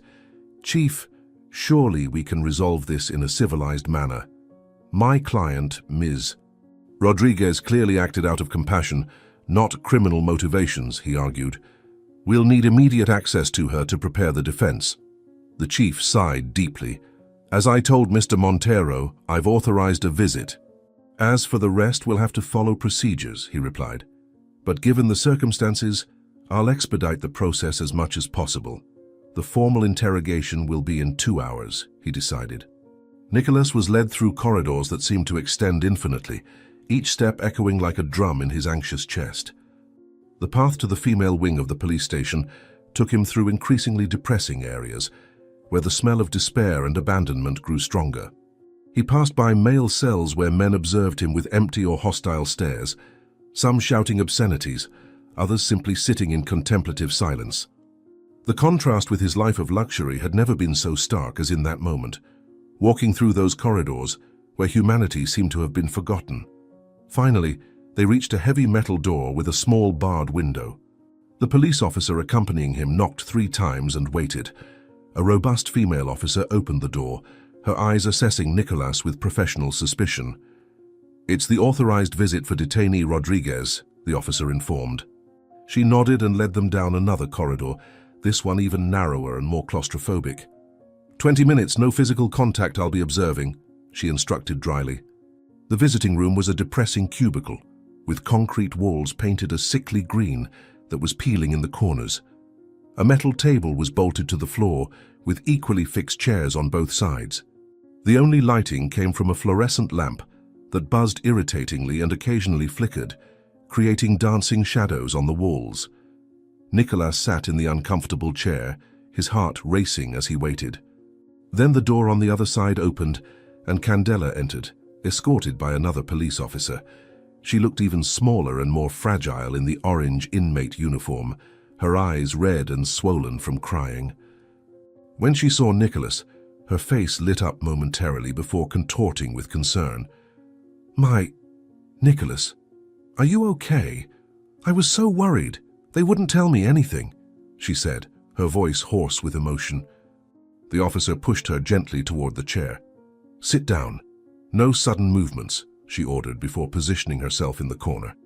"Candela, forgive me for all this." "It's my fault you're here," Nicholas began, the words coming out in a torrent of guilt and despair. Candela shook her head vigorously, fresh tears beginning to stream down her time-marked face. "Don't say that. You're not to blame for anything. I chose to help you, and I would do it all again 1,000 times," she said with fierce conviction. "When I saw you in that alley, something in my heart screamed at me not to let you die. Now I understand what it was. A mother's love that never died even after 62 years. She extended her hands across the table, not touching Nicholas, but getting as close as possible within the rules. "I need to know everything about you, about the life you had if you were happy," she asked with desperate urgency. "But first, I need to confirm. I was born on February 23rd, 1963, he asked, his voice trembling with the importance of the answer. Candela nodded, her eyes widening with hope. "Yes, at São José Hospital at 3:15 in the morning. You weighed 3 kilos and 200 grams, had dark hair and that birthmark on your left shoulder," she confirmed, each detail indelibly etched in her memory. "The doctors said it was a rare mark, in the perfect shape of a crescent moon. I kissed it 1,000 times during those 3 days I had with you before." Her voice broke completely. "Before they forced me to give you up." Nicholas felt tears burning his own eyes. Everything matched perfectly with the little he knew about his adoption. "Candela, I need to know about my biological father. Who was he?" he asked gently. Candela lowered her eyes, decades of shame and pain evident in her posture. "Your father's name was Eduardo Albuquerque. He was the eldest son of the family where I worked as a maid," she revealed, the name coming out like poison from her lips. The first significant twist came with this revelation. Nicholas knew the Albuquerque name very well. It was one of the most powerful and influential families in the city, with tentacles in politics, business, and media. "Eduardo Albuquerque, the former congressman?" he asked, shocked. Candela nodded bitterly. "He was 25 when it happened. I was only 16, naive. I believed him when he said he loved me," she recounted, each word costing a visible effort. "When I discovered the pregnancy, everything changed. He called me a liar, said I was trying to scam his family. His mother fired me on the spot. They threw me out on the street without even letting me get my things. Nicholas's anger grew exponentially as he imagined Candela, pregnant and helpless, being treated like garbage by the Albuquerque family. They knew about the baby and did nothing, he asked with incredulity. They did something. They gave me a miserable amount to disappear and never contact them again, but I refused. Candela responded with bitterness. And you never knew who adopted me? Continued Nicholas, though the pieces of the puzzle were beginning to fit together in a disturbing way in his mind. Candela shook her head sadly. The adoption agency only said it was a rich, respectable family that could give you everything I couldn't, she answered. I tried to find out years later, when I got a stable job and a place to live, but I always found closed doors. The agency closed in the 70s. They said the files were lost in a fire. Nicolas processed the information, a terrible suspicion forming. Candela, the Monteros, my adoptive parents, were close friends with the Albuquerques, he revealed, observing the shock and horror spreading across her face. They did business together, frequented the same social circles. Candela covered her mouth with trembling hands. My God, so it wasn't a coincidence. They knew exactly who you were, she asked, her voice barely coming out in a whisper. The time allowed for the visit was passing quickly, and Nicholas knew he needed to make every second count. I've hired the best lawyer in the country to defend you. We'll do a DNA test to prove our relationship, and I'll use all my influence to get you out of here, he promised with iron determination. But I need to know more about the circumstances of my birth. Was there anyone else who knew? Any witnesses? Candela thought for a moment. Her forehead creased in concentration. There was a nurse at the hospital, Donna Maria. She was very kind to me, held my hand during the delivery, she remembered. And the social worker who handled the adoption, a woman named Helena something. But that was so long ago, they've probably died by now. The police officer in the corner cleared her throat, signaling that time was almost up. Candela, hang in there. I'm going to get you out of here, I promise, Nicholas said urgently. I'm no longer that defenseless baby they took from you. Now I have the power to fight, he declared with conviction. When Nicholas returned to the room where his lawyers were waiting, he found Dr. Araujo already in full action, talking on 3 different phones while coordinating the defense. I managed to expedite the DNA test. A technician will come to collect the samples in 30 minutes, he informed as soon as he saw Nicholas. I've also discovered some interesting things about the adoption agency that handled your case. He grabbed a folder and opened it, revealing documents yellowed by time. The new home agency was known for handling, let's say, customized adoptions for wealthy families. There were rumors that they facilitated specific adoptions for payment, he explained. And guess who was one of the main investors in the agency? Nicholas felt a chill down his spine. The Albuquerques? He ventured. Dr. Araujo nodded gravely. And the Monteros were the second largest investor. This is getting more and more complex, he commented, clearly fascinated by the case. The second twist came when the younger lawyer, who had gone out to do more research, came running back with his laptop open. Nicholas, you need to see this, he said urgently, turning the screen so everyone could see. It was an old news article from 62 years ago about a baby who had died at San Jose Hospital. The baby was named Nicolas, died 3 days after birth. The mother was listed as Rodriguez, he read. Everyone in the room fell silent, processing the implication. Are they saying I died? Asked Nicholas, confused. Dr. Araujo took the laptop and examined the document more closely. No. Wait, he said slowly. The dates don't match. This baby died in March, not February. He continued searching frantically. Here another record, another Nicholas, born in February, adopted by the M family. He looked up. There were 2 babies. They falsified the records to confuse the trail, he concluded with professional admiration for the complexity of the scheme. The formal interrogation was scheduled to begin in an hour, and Dr. Araujo insisted on preparing Candela properly. They were led to a consultation room where they could talk with more privacy, though still under supervision. Candela looked exhausted, the stress of the last few hours clearly taking its toll on her fragile body. Ms. Candela, I need you to tell me absolutely everything, every detail, no matter how small it seems, instructed Dr. Araujo. At your age, with your apparently fragile health, we can argue that imprisonment represents a risk to your life. Candela began to tell her story again, this time with more details. She talked about the months of pregnancy hidden in a tenement, working temporary jobs until she could no longer hide her belly. She told about the lonely childbirth, with only the kind nurse for company. She described the 3 precious days with her baby, memorizing every detail of his face, the smell of his skin, the sound of his cry. "It was the greatest happiness and the greatest sadness of my life," she said, tears flowing freely. While Candela spoke, a technician arrived to collect the DNA samples. The procedure was quick and efficient, a simple swab on the inside of each one's cheek. "With priority analysis, we'll have preliminary results in 2 hours, full confirmation in 4, the technician informed. Dr. Araujo immediately handed over his credit card. "I want the most complete analysis possible, including extended genetic markers," he instructed.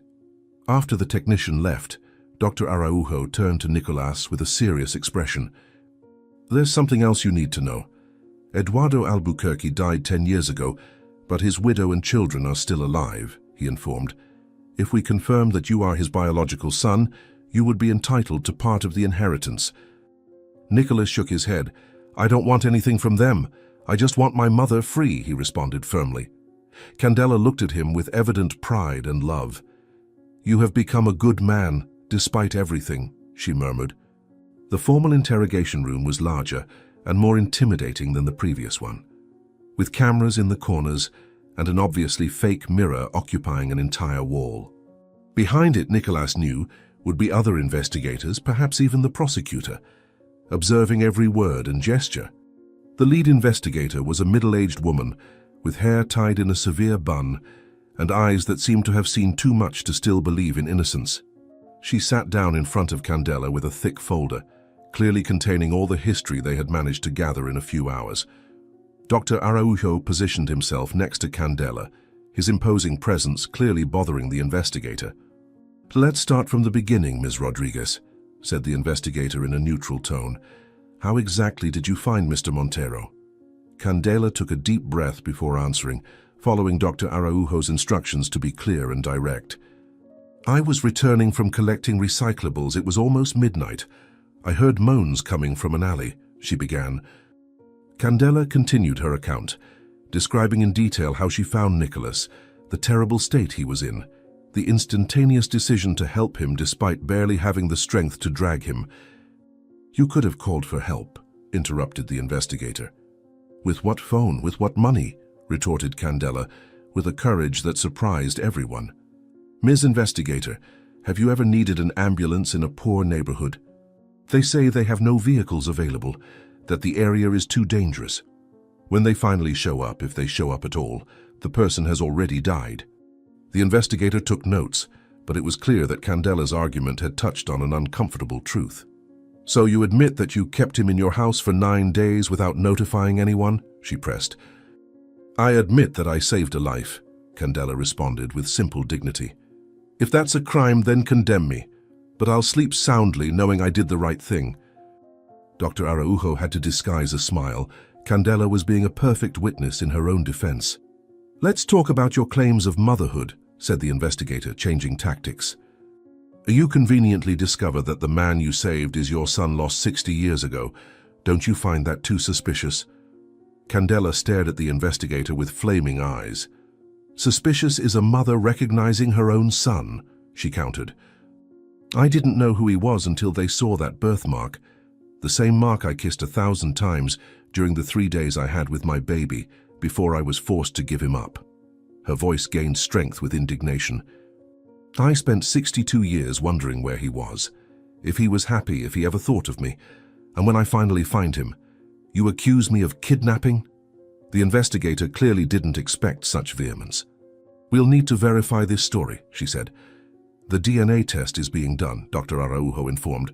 "We'll have results soon that will confirm everything my client is saying." The third twist came when a police officer hurriedly entered the room and whispered something in the investigator's ear. Her face changed drastically, going from skepticism to genuine surprise. The lab called. "The preliminary DNA results have arrived," she announced, clearly disturbed. Everyone in the room held their breath. The test confirms with 99% certainty that Candela Rodriguez is the biological mother of Nicolás Montero, she read from the paper the officer had handed her. The room exploded into activity. Candela openly sobbed. Nicolás abruptly stood up, wanting to embrace her, but being prevented by the guards, Dr. Araujo immediately began arguing for his client's immediate release. "This changes everything," he declared. "My client saved her own son's life. There's no crime here, just a mother's love." The investigator raised her hand, asking for order. "There's something else," she said with a grave tone, reading the rest of the report. "The laboratory identified a genetic anomaly in both samples," continued the investigator, her voice now less confident. Dr. Araujo leaned forward, interested. "What kind of anomaly?" he asked. The investigator hesitated before answering, clearly uncomfortable being the bearer of bad news. "Both present markers for a rare genetic disease. The laboratory recommends urgent medical examinations," she informed. Nicolás felt his blood freeze. He already knew about his brain tumor, but Candela? "What disease?" he asked in a hoarse voice. The investigator consulted the paper again. "It's a syndrome. It's hereditary and—" She stopped, not wanting to continue. "And what?" Nicolás pressed. "And usually fatal when it manifests," she completed softly. The silence that followed was deafening. Candela looked at Nicolás with confusion and fear. "Fatal. But I feel fine. Just tired sometimes," she said weakly. Dr. Araujo was the first to recover professional composure. "This is even more reason to release my client immediately. She needs medical care, not a cell," he argued. The investigator now seemed genuinely conflicted, the case having taken turns nobody had foreseen. "I need to consult my superiors," she said, rising, "but given the circumstances—" She paused, looking at Candela with something approaching compassion. "I'll recommend immediate release with subsequent appearances to resolve the legal issues." She left the room, leaving everyone in a tense silence. Nicolás could finally approach Candela, the guards making no move to stop him. "Mother," he said, the word coming out strange but right from his lips. "Let's get out of here and take care of you." Candela held his face between her hands. "My son, my boy," she whispered. "Even if we have little time, we're together now." While they waited for the final decision on Candela's release, Dr. Araujo pulled Nicolás aside for a private conversation. "There are significant legal implications here," he said quietly. "If Eduardo Albuquerque was your biological father, you have rights. His family didn't know of your existence, or pretended not to know. This could be explosive." Nicolás shook his head. "I don't care about that now. I just want to take care of Candela," he responded. "How much time do we have?" "This disease they mentioned." Dr. Araujo sighed. "A typical Huntington's is unpredictable. It can remain dormant for decades and then progress rapidly. You both need complete medical examinations immediately," he advised. "But there are treatments, therapies that can slow the progression." Nicolás nodded, his mind already planning the next steps. The best doctors, the most advanced treatments. He would use every penny of his fortune if necessary. The investigator returned after 20 minutes that seemed like hours, accompanied by the chief inspector and another man in a suit whom Nicolás recognized as the district prosecutor. "Given the extraordinary circumstances of this case," began the prosecutor, clearly choosing his words carefully, "we have decided to release Ms. Rodriguez on personal bail to Mr. Montero." He turned to Nicolás. "Do you take responsibility for ensuring that she appears when requested?" Nicolás nodded immediately. "I assume full responsibility," he confirmed. The prosecutor continued. "The charges have not been dropped, merely suspended while we further investigate the circumstances. But given Ms. Rodriguez's age, her apparent health condition, and the confirmed fact that she saved her own son's life—" He paused, clearly still processing the surreal situation. "We believe justice is better served with her free," he concluded. The release procedures were surprisingly quick, as if the entire system wanted to get rid of this complicated case as quickly as possible. Candela was taken to change clothes, and they returned her few belongings: an old wallet with some change, a worn rosary, and ironically, the notebook where Nicolás had written during his stay with her. When she emerged from the detention area, wearing her simple but clean clothes, Nicolas could finally hug her properly. It was a hug of 62 years of waiting, of shared pain and unexpected joy, of two lives that fate had cruelly separated and miraculously reunited. "Let's go home," said Nicholas, and then corrected himself.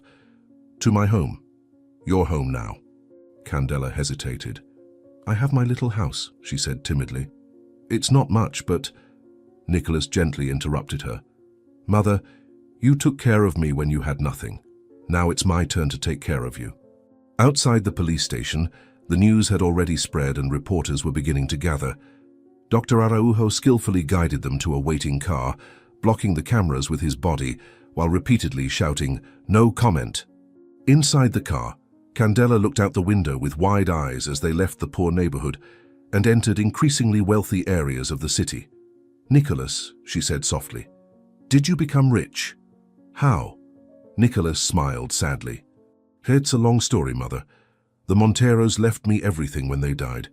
I built an empire on top of that," he explained, "but spent my whole life looking for something money couldn't buy. I found it in you." Candela held his hand. "Money doesn't bring happiness," she said with simple wisdom. "I was happy with my recycling cart, knowing I was surviving honestly." Nicholas squeezed her hand. "But now we can be happy together, with or without money," he replied.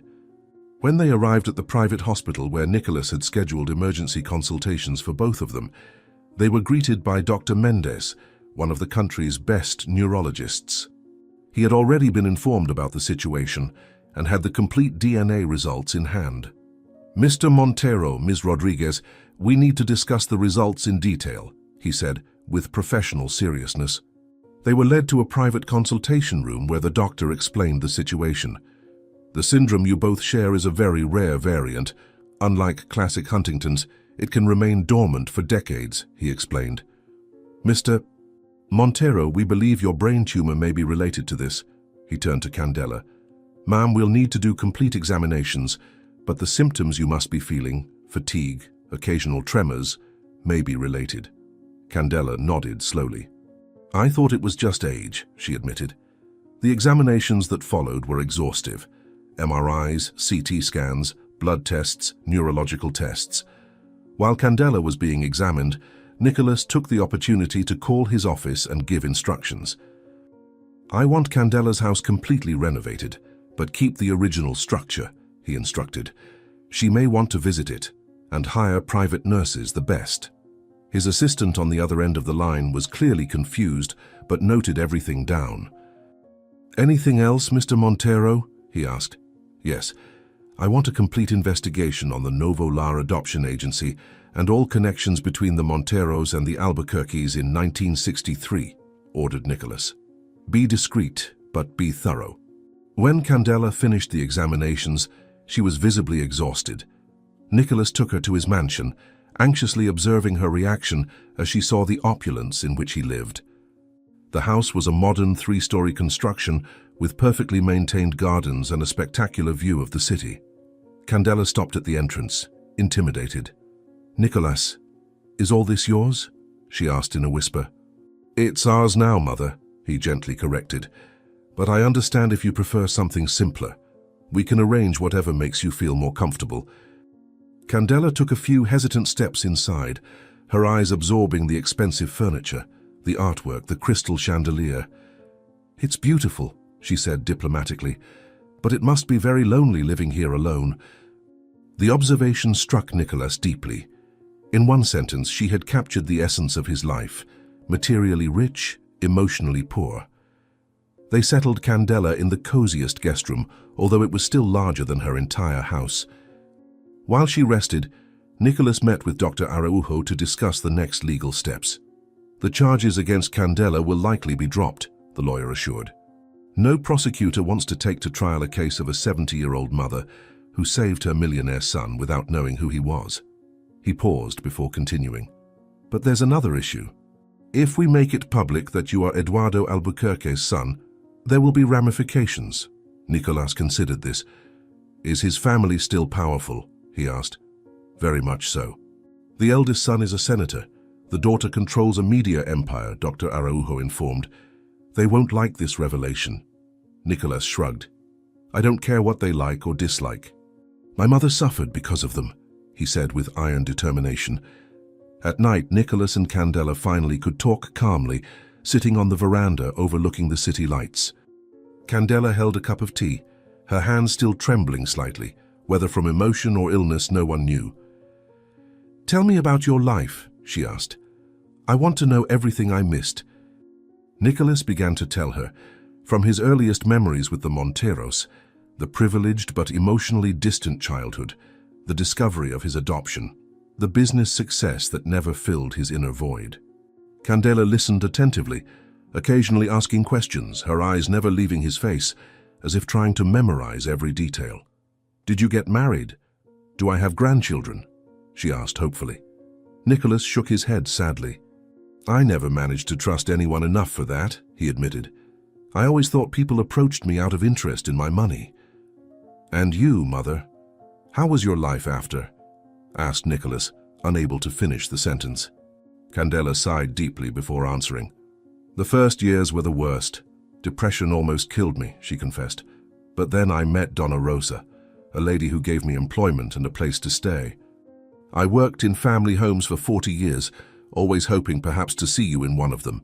She smiled sadly. I never married. How could I? My heart always belonged to the son I lost. She told about the decades of hard work, about the small joys she found in helping others, about how she began collecting recyclables when she became too old for domestic work. It wasn't a bad life, she said, just incomplete. The last twist of the night came when Nicholas's phone rang. It was his assistant with the preliminary results of the investigation he had ordered. Mr. Montero, we found something disturbing, he said nervously. Records show that the Novo Lar agency received regular payments from the Monteros, not just for the adoption, but for years afterward. Nicholas felt his blood freeze. For what? He asked, although he suspected the answer. Apparently to maintain silence about the circumstances of the adoption, and to ensure that the biological mother never discovered the child's whereabouts, the assistant replied. There are letters, Mr. Montero. Letters that Candela wrote trying to find information about her son. All were intercepted and filed. Nicholas hung up the phone, anger boiling in his veins. The Monteros not only knew the truth, they actively prevented Candela from finding him. He looked at Candela, who had fallen asleep in the chair, exhausted by the day's events. Even in sleep, she seemed to be searching for him, her hand extended toward him. Nicholas gently covered her with a blanket, contemplating the cruelty of fate that separated them and the irony that reunited them. Your brain tumor, which he had seen as a curse, had been the blessing that led him to her. If he hadn't decided to live on the streets, if he hadn't fainted in that specific alley, perhaps they would never have met. Now, with both facing the same genetic disease, time was their enemy. But for the first time in his life, Nicholas didn't feel alone. We'll make the most of every moment we have left, he silently promised, holding his mother's hand as she slept. The following morning arrived grey and cold, with Nicholas waking up on the living room couch where he had fallen asleep watching over Candela. After the disturbing call from Dr. Mendez the night before, he hadn't been able to sleep. The doctor's words echoing in his mind about his mother's advanced disease and the abnormalities in his own tumor. The house was in sepulchral silence, only the ticking of the old clock in the hallway breaking the quietness. He got up slowly, his body protesting after the uncomfortable night on the couch, and went upstairs to check on Candela. He found her awake, sitting on the edge of the bed, trying unsuccessfully to button her blouse with hands that visibly trembled. "Let me help you," he said gently, kneeling before her. While buttoning the buttons, he noticed how cold her fingers were, how her breathing was more labored than the day before. "The doctor called last night. We need to go see him this morning," he said, trying to keep his voice neutral, although fear was evident in his eyes. "Whatever he has to tell us, we'll face it together," Candela said firmly, touching her son's face with maternal affection that transcended the lost years. Breakfast was a failed attempt at normalcy. The cook had prepared a lavish table, but neither Nicholas nor Candela could swallow more than a few forkfuls. Food seemed to have lost all taste, transforming into something difficult to swallow. as if their bodies already knew that bad news was coming. Candela tried to drink her coffee, but the cup slipped from her trembling fingers, spilling the hot liquid over the expensive tablecloth. "I'm sorry. She began, clearly frustrated with her growing weakness. "Don't worry about it," Nicholas said, quickly cleaning up the spilled coffee. "They're just things, Mother. They don't matter." But they both knew the trembling wasn't just nervousness. It was the disease manifesting, robbing her of control over her own body. During the journey to the hospital, Nicholas drove slowly, each bump in the road making Candela softly moan in discomfort. "I'm fine," she insisted, whenever he looked over worriedly. "Just a little tired." But he could see the truth in her eyes, the constant pain, the fear of what was to come, the sadness for having so little time together. At the hospital, Dr. Mendez was waiting for them in his office with an expression that didn't promise good news. The white walls seemed more oppressive than normal, and the air conditioner made an irritating noise that increased the tension.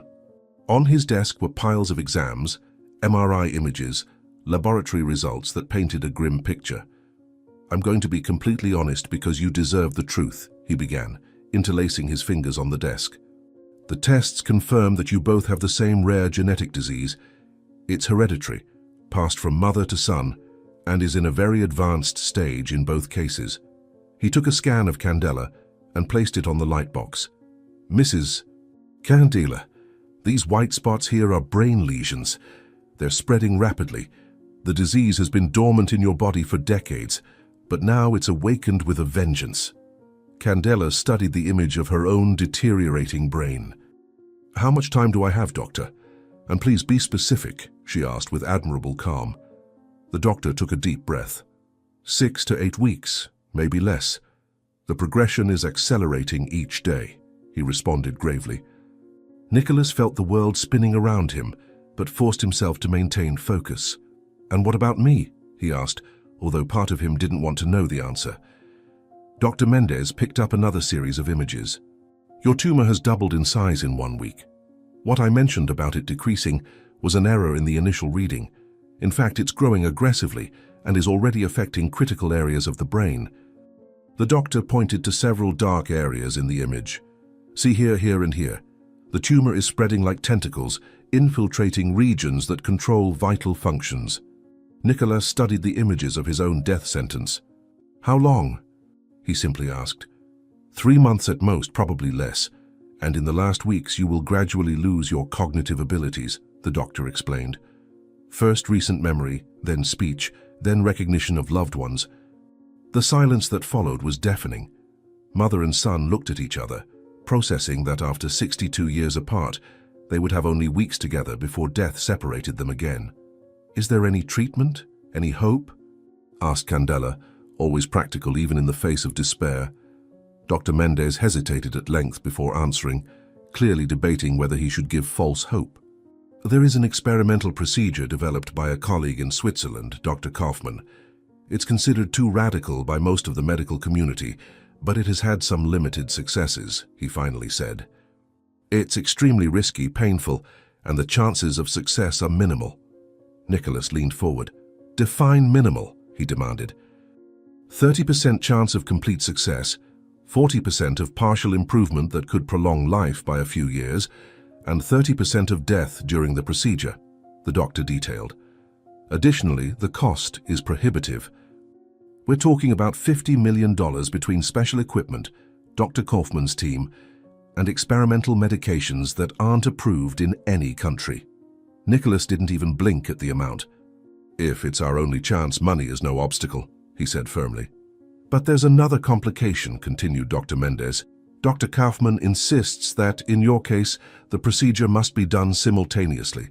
He believes that the genetic compatibility between mother and son may increase the chances, but it also means that if something goes wrong with one, both die," Candela completed calmly.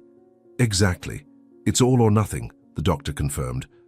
"The procedure itself lasts about 12 hours, during which you'll need to be conscious so we can monitor neurological responses. It will be extremely painful. We're talking about pain beyond what most people can endure."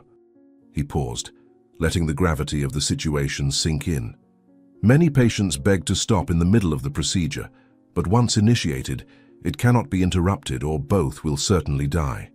Candela took Nicholas's hand. "We need to talk about this," she said.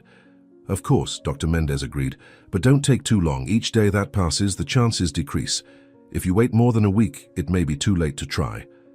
They left the office in silence, the weight of the impossible decision bearing down on their shoulders. In the elevator, Candela finally spoke. 30% isn't much," she said. "But it's 30% more than zero," Nicholas replied. "Let's go home and think." Back at the mansion, they sat in the library, the most welcoming place in the enormous house. The rain had started to fall, creating a curtain of water on the windows that distorted the outside world. "It's an impossible decision," said Candela after a long silence. "To risk everything on a small chance or accept the inevitable with dignity." Nicholas stood up and walked to the bookshelf, running his fingers over the volumes he never had time to read. "You know what scares me most?" he asked, without turning around. "It's not dying. It's dying without having done anything significant with all this fortune I've accumulated." He turned to face her. "I've spent my entire life making money. And for what? To die alone in an empty mansion?" Candela got up with difficulty and went to him. "You're not alone now," she said gently. "I know, Mother, and that's why I can't simply accept that we're going to die in weeks," he replied. "If there's a chance, however small, of having more time together, we need to try." Candela studied her son's face, seeing in it the same determination that had kept her alive during decades of hardship. "Then we'll do the treatment," she decided. "But first you need to resolve your affairs. I don't want you to die leaving loose ends." Nicholas immediately picked up the phone and called his team of lawyers. "Dr. Araujo, I need you to come immediately with all the necessary documents for a complete reorganization of my assets," he ordered. While they waited, he explained his intentions to Candela. "I'm going to donate everything, every cent. Create a foundation in your name to help single mothers and abandoned children," he declared. Candela went pale. "Son, it's billions. You can't just—" she began. "I can, and I will," Nicholas interrupted. "You suffered because you didn't have resources when you needed them. You were forced to give me up because you had no way to support me. How many other women are going through the same thing now?" He took her hands. "If we're going to die, let it be leaving a legacy that matters. The Candela Rodriguez Foundation will ensure that no mother has to choose between poverty and her child." Candela had tears streaming down her face. "It's too much, Nicholas." "I don't deserve Imapon," she said. "You deserve this and much more," he insisted. "It's the least I can do after a lifetime wasted accumulating something I cannot take with me." When the team of lawyers arrived, they transformed the dining room into an improvised office. 3 lawyers, 2 assistants, and a notary worked frantically to prepare the necessary documents. "Mr. Montero, are you absolutely sure about this?" Dr. Araujo asked for the 3rd time. "It's literally your entire fortune. You're not leaving anything for yourself." Nicholas was signing page after page without hesitation. "I'm absolutely certain. If we survive the medical treatment, we'll live simply with whatever the foundation can provide us as a symbolic salary," he replied. "And if we don't survive, the money will be serving a noble purpose." Candela was called to sign as the honorary president of the foundation. Her hands were trembling so much she could barely hold the pen. "Here, let me help," said Nicholas, placing his hand over hers to guide her. Together, they signed document after document, transferring billions to a cause that would transform thousands of lives. "It's done," Dr. Araujo solemnly declared after the last signature. The Candela Rodriguez Foundation is now officially one of the largest in the country. To celebrate the historic moment, Nicolas ordered champagne. The butler brought a bottle of rare vintage, and crystal glasses were distributed to everyone present. "A toast," said Nicholas, raising his glass. "To my mother, Candela Rodriguez, who survived everything life threw against her and still kept kindness in her heart. And to the foundation that will bear her name and ensure that other women don't suffer as she suffered." Everyone raised their glasses. "To Donna Candela," they toasted in unison. Candela was too emotional to speak, merely nodding with tears in her eyes.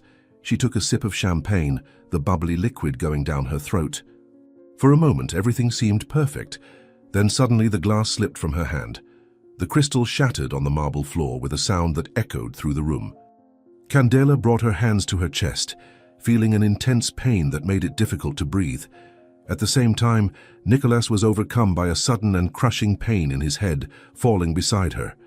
The scene in the room was one of total chaos. Two lawyers were trying to help Nicholas, who was curled up on the floor holding his head and moaning in pain. Others were taking care of Candela, trying to keep her conscious and comfortable. Dr. Araujo was shouting the address into the phone and begging them to send 2 ambulances. "There are 2 patients. 2, both in critical condition," he practically yelled into the device. The assistants were running through the house looking for blankets, pillows, anything that could help. The butler had opened the main gate and was in the street, signaling for when the ambulances would arrive. Nicholas was desperately trying to stay conscious, but the pain in his head was unbearable. It was as if the tumor had decided to grow exponentially at that moment, pressing against his skull. Through the fog of pain, he could hear Candela breathing with difficulty. With superhuman effort, he dragged himself to her, each movement sending new waves of agony through his head. "Mother," he managed to say, his voice hoarse with pain. He found her hand and held it tightly. Candela squeezed back weakly, her eyes meeting his. Even amid the suffering, there was something comforting about being together. "Don't leave me," she whispered. "Never," promised Nicholas, although they both knew it might be an impossible promise to keep. The minutes dragged on like hours. Dr. Araujo had placed a pillow under Candela's head and another under Nicholas's. One of the assistants brought damp cloths for their foreheads. Everyone in the room was in tense silence, watching mother and son fight against the pain, powerless to help beyond small gestures of comfort. Finally, after what seemed like an eternity but was only 15 minutes, the sound of sirens cut through the air. "They've arrived," shouted the butler from the door. The paramedics rushed in with stretchers and equipment. 2 went straight to Candela, while 2 others took care of Nicholas. "Woman 70-something years, possible heart attack," said a paramedic after quickly checking Candela's vital signs. Weak and irregular pulse, low blood pressure, classic signs of a cardiac event. They quickly placed her on the stretcher and began administering medication. "Man, 62 years, history of brain tumor," said another about Nicholas. Possible sudden increase in intracranial pressure. Dilated pupils, pain response present but diminished. They placed him on another stretcher with extreme care, not to worsen any possible damage. "We'll take them to the same hospital," the team leader informed Dr. Araujo. "San Lucas Hospital has the best ICU in the city. They need immediate intensive care." During the ambulance journey, mother and son fought their own battles for survival. In Candela's ambulance, paramedics worked frantically. "She's fibrillating," one of them shouted when the heart monitor began showing erratic rhythms. "Prepare the defibrillator." Candela could hear voices around her, but they seemed to come from very far away. The pain in her chest had spread to her left arm and jaw. She knew what it was. She had seen her friend's husband die of a heart attack years ago. "Please," she whispered to the closest paramedic. "My son, is he okay?" The paramedic, a young man with gentle eyes, held her hand. "He's in the other ambulance, ma'am. He's being well taken care of," he assured her. "Now I need you to focus on breathing slowly and deeply." But Candela could barely concentrate on anything beyond the pain and fear of dying without properly saying goodbye to Nicholas. In the other ambulance, Nicholas was in no less critical condition. The pressure in his head was so intense that he felt as if his skull would explode. The paramedics had administered medications to reduce the brain swelling, but the effect was slow. "Nicholas, can you hear me?" a paramedic persistently asked. "If you can, squeeze my hand." Nicholas managed to squeeze weakly. "Great. Now I need you to try to stay awake. Don't fall asleep, okay?" But it was a losing battle. The darkness at the edges of his vision was closing in, and he could feel consciousness slipping away. His last coherent thought was about Candela. Was she alive? Was she suffering? Would they see each other again? "Mum," he murmured before losing consciousness completely. At the hospital, Dr. Mendez was already waiting for them, having been alerted by the ambulances. "Take them both straight to the ICU," he ordered as soon as the stretchers came in. "Team 1 with Mrs. Rodriguez, Team 2 with Mr. Montero. I want reports every 5 minutes. The medical teams split up, each rushing to a different room. In Candela's room, doctors worked to stabilize her heart. Acute myocardial infarction, the cardiologist confirmed after seeing the electrocardiogram. We need to clear the arteries immediately, or we'll lose her. They quickly prepared her for emergency angioplasty. Candela was semi-conscious but could feel the movement around her, the urgent voices, the constant beeping of monitors. Nicolas, she kept asking, but no one answered, too busy trying to save her life. In the room next door, the team of neurologists worked on Nicolas. The tumor caused a hemorrhage, said the neurosurgeon after seeing the emergency CT scan. Small, but in a critical area. If we don't operate now, he won't make it through the night. Dr. Mendez was divided between the two rooms, coordinating both treatments. They are mother and son, he informed the teams, both with the same genetic disease. So we need both stable. The next hours were critical. Candela was taken to the catheterization room where doctors worked to clear her arteries. It was a delicate procedure for someone of her age and fragile condition. Several times her heart threatened to stop completely. "We're losing her," shouted the cardiologist in a particularly tense moment. "More adrenaline, now!" Miraculously, they managed to stabilize her and complete the procedure. Nicholas was taken to the operating room, where a team would try to drain the bleeding and reduce the pressure in his brain. It was a risky surgery. The tumor was intertwined with vital areas, and any mistake could leave him in a vegetative state or worse. "If we touch here, we might affect speech," said the neurosurgeon, studying the images. "If we go this way, we risk motor coordination." It was choosing between terrible risks. Finally, they decided on the most conservative approach: drain the blood and reduce pressure without trying to remove any part of the tumor. For 3 hours, they worked with millimetric precision. Several times, the monitors set off alarms when Nicholas's blood pressure dropped dangerously. "He's fighting," noted the anesthesiologist. "His body is at the limit." It was almost 3 in the morning when both surgeries were completed. Dr. Mendez met with Dr. Araujo, who had remained at the hospital all night. "We managed to stabilize them," he informed, clearly exhausted. But it was close, very close. The lawyer was pale with concern. "Will they survive?" he asked. "The next 24 hours are critical. If they get past that, they have a chance," replied the doctor. But this episode has dramatically accelerated the progression of the disease in both. The time they had was reduced by half, perhaps more. He ran his hand over his tired face. "If they still want to try the experimental treatment, it has to be as soon as they are minimally stable. Each passing day diminishes the chances." Nicolas woke up first, almost 12 hours after surgery. The first thing he saw was the white ceiling of the ICU, then the monitors around him, and finally a nurse checking his IV. Where am I?" he managed to ask, his voice hoarse and weak. The nurse smiled with relief. "In the hospital, Mr. Montero. You've gone through surgery, but you're fine now," she said gently. "My mother, Candela, is she—" He couldn't finish the question, the fear evident in his voice. "She's alive, in the next room. She also underwent surgery, but she's stable," the nurse informed. "Can I see her?" Nicholas asked, trying to get up, but being gently prevented. "Not yet. You both need rest. But I promise that as soon as possible, we'll arrange a meeting." Candela woke up a few hours later, disoriented and with pain in her chest where they had done the catheterization. "Nicholas," was her first word. The nurse caring for her smiled. "He's fine, ma'am. He woke up a few hours ago, and the first thing he asked about was you," she informed. Candela visibly relaxed. "How long have I been asleep?" she asked. "Almost 15 hours. Your body needed to recover." Candela tried to process everything that had happened. "We almost died, didn't we?" she asked. The nurse hesitated before answering honestly. "Yes, ma'am, it was very close, but you're fighters." Candela closed her eyes, tears streaming down. They weren't tears of sadness, but of frustration. They had lost precious time they didn't have to waste. It was only the next day that they were able to see each other.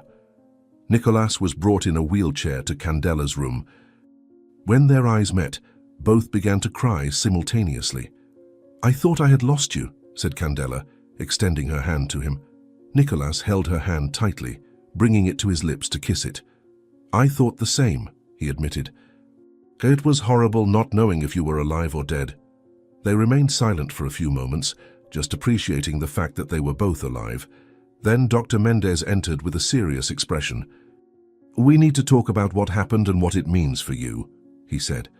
The doctor explained in detail what had occurred: Candela's heart attack, Nicholas's cerebral hemorrhage, the emergency surgeries that saved their lives.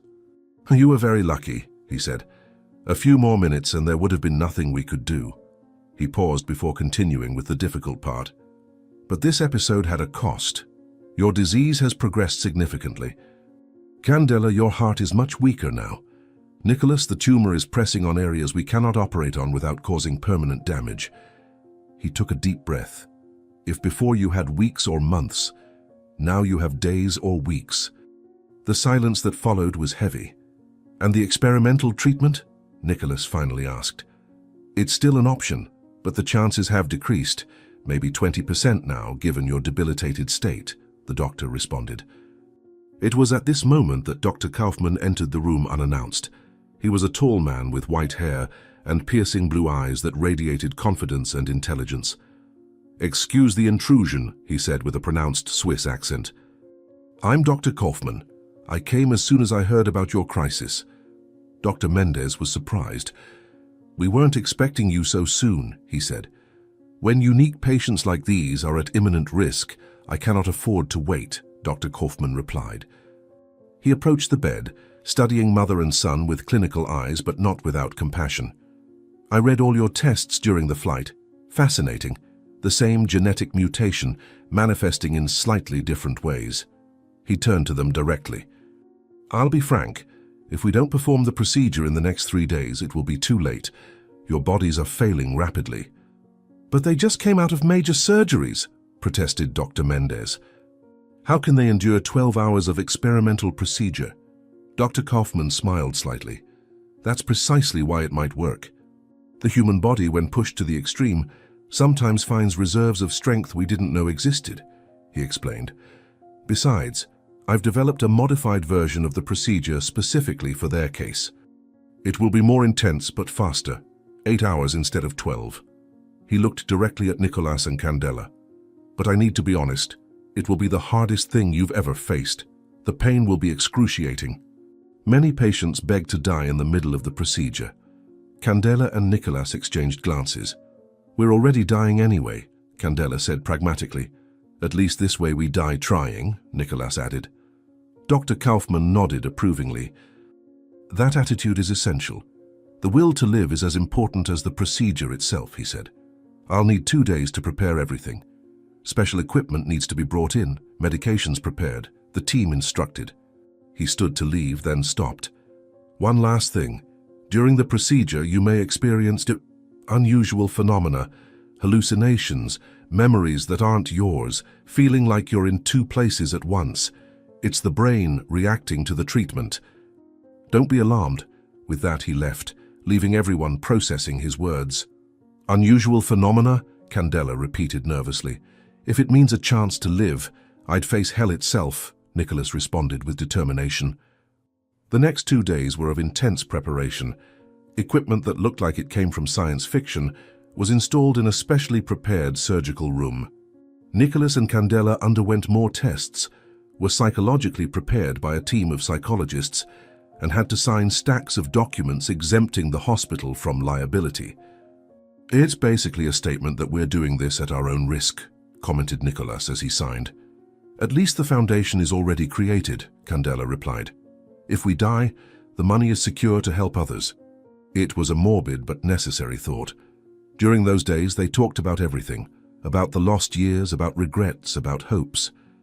"If we survive," said Candela one night, "I want to travel. See the world I never could see." "We will," promised Nicholas. "We'll travel to all the places you've dreamed of." On the morning of the procedure, the hospital was in controlled commotion. Dr. Kaufman's team had taken over an entire wing, and dozens of professionals moved with military precision. Nicholas and Candela were prepared in separate rooms before being taken to the procedure room. When they were finally side by side on the special stretchers, they could hold hands. "Ready?" asked Dr. Kaufman, now dressed in special surgical clothes. "If we don't survive," Candela began. "We will survive," Nicholas interrupted firmly. "But if we don't," she squeezed his hand. "It was worth it. Finding you, even if for a short time, was worth a lifetime of waiting." Nicholas had tears in his eyes. "For me too, Mother. For me too." "Doctor." Kaufman approached with the first injections. "Let's begin. Remember, no matter how much pain you feel, you cannot lose consciousness. If one of you faints, the other is in danger." The needles pierced their skin. "We lived apart for 62 years, said Nicholas. "We won't die apart," Candela completed, and the procedure that would decide their fates began. The first hours of the procedure were the worst, with waves of pain coursing through Nicholas and Candela's bodies like pure electricity. The machines around them emitted rhythmic sounds as they administered the experimental medications directly into their bloodstreams, each drop seeming to burn from within. "Doctor." Kaufman carefully monitored the displays, constantly adjusting the medication levels while his team worked with surgical precision. Nicholas squeezed Candela's hand so hard he feared he might break it, but she squeezed back with equal intensity, both anchoring themselves to each other against the storm of suffering that traversed their bodies. The room lights seemed to pulse in sync with the pain, creating a kaleidoscope of sensations that threatened to overwhelm them completely. "Stay conscious," Dr. Kaufman ordered periodically, his voice cutting through the fog of agony. "We're progressing well, but you need to hold on." Nicholas forced his eyes to remain open, focusing on his mother's face. "I'm here, Mother. We'll make it," he managed to say through clenched teeth, each word costing a monumental effort. In the fourth hour, something extraordinary happened. The pain gradually began to diminish, replaced by a strange tingling sensation that ran through their bodies. The monitors showed significant changes. Nicholas's tumor was responding to the treatment spectacularly, visibly shrinking in the real-time images that Dr. Kaufman observed. Candela's brain lesions were also regressing, something that made the entire medical team stop to watch in admiration. "Amazing! The response is beyond my best expectations," exclaimed the Swiss doctor, his eyes shining with scientific enthusiasm as he adjusted the medications. Nicholas and Candela could feel the change in their bodies, as if invisible chains binding them were being broken one by one. The connection between them, forged by shared pain, was now transforming into something deeper. "It's working, isn't it?" asked Candela, tears of hope streaming down her face. Dr. Kaufman nodded vigorously, unable to contain his smile. When the procedure finally ended after 8 hours that seemed like an eternity, Nicholas and Candela were completely exhausted, but miraculously alive. The immediate test showed something that Dr. Kaufman called impossible, according to traditional medicine. The disease had completely disappeared from both bodies. There were no more traces of Nicholas's tumor, nor of Candela's lesions, as if they had never existed. The Swiss doctor was nearly in tears of professional joy while reviewing the results for the third time, not believing what he saw. "It's a complete and total cure," he announced to the assembled medical team, his voice trembling with emotion. "In 40 years of practice, I have never seen such a perfect response to treatment." Nicholas tried to sit up, still weak but feeling a vitality he hadn't experienced in years. "We did it, Mother," he said in wonder, reaching out to Candela. She held it with renewed strength, smiling through tears of relief. Recovery in the hospital lasted 3 intense weeks, each day bringing remarkable improvements. Nicholas regained the mental clarity that the tumor had stolen, while Candela felt strength she hadn't had in decades. The physiotherapy was rigorous but rewarding. First short walks down the corridor, then climbing stairs, until finally they could take laps around the hospital garden without assistance. Dr. Mendez visited daily, conducting examinations that continued to confirm the medical miracle. "Your bodies have not only healed, they seem to have rejuvenated," he commented during a consultation showing the test results. Donna Candela's heart is functioning like someone 20 years younger. During these weeks, mother and son talked for hours, planning the future they thought they wouldn't have. "I want to see the foundation working," said Candela with renewed determination. "I want to meet the women we'll help, see the children who won't need to be separated from their mothers."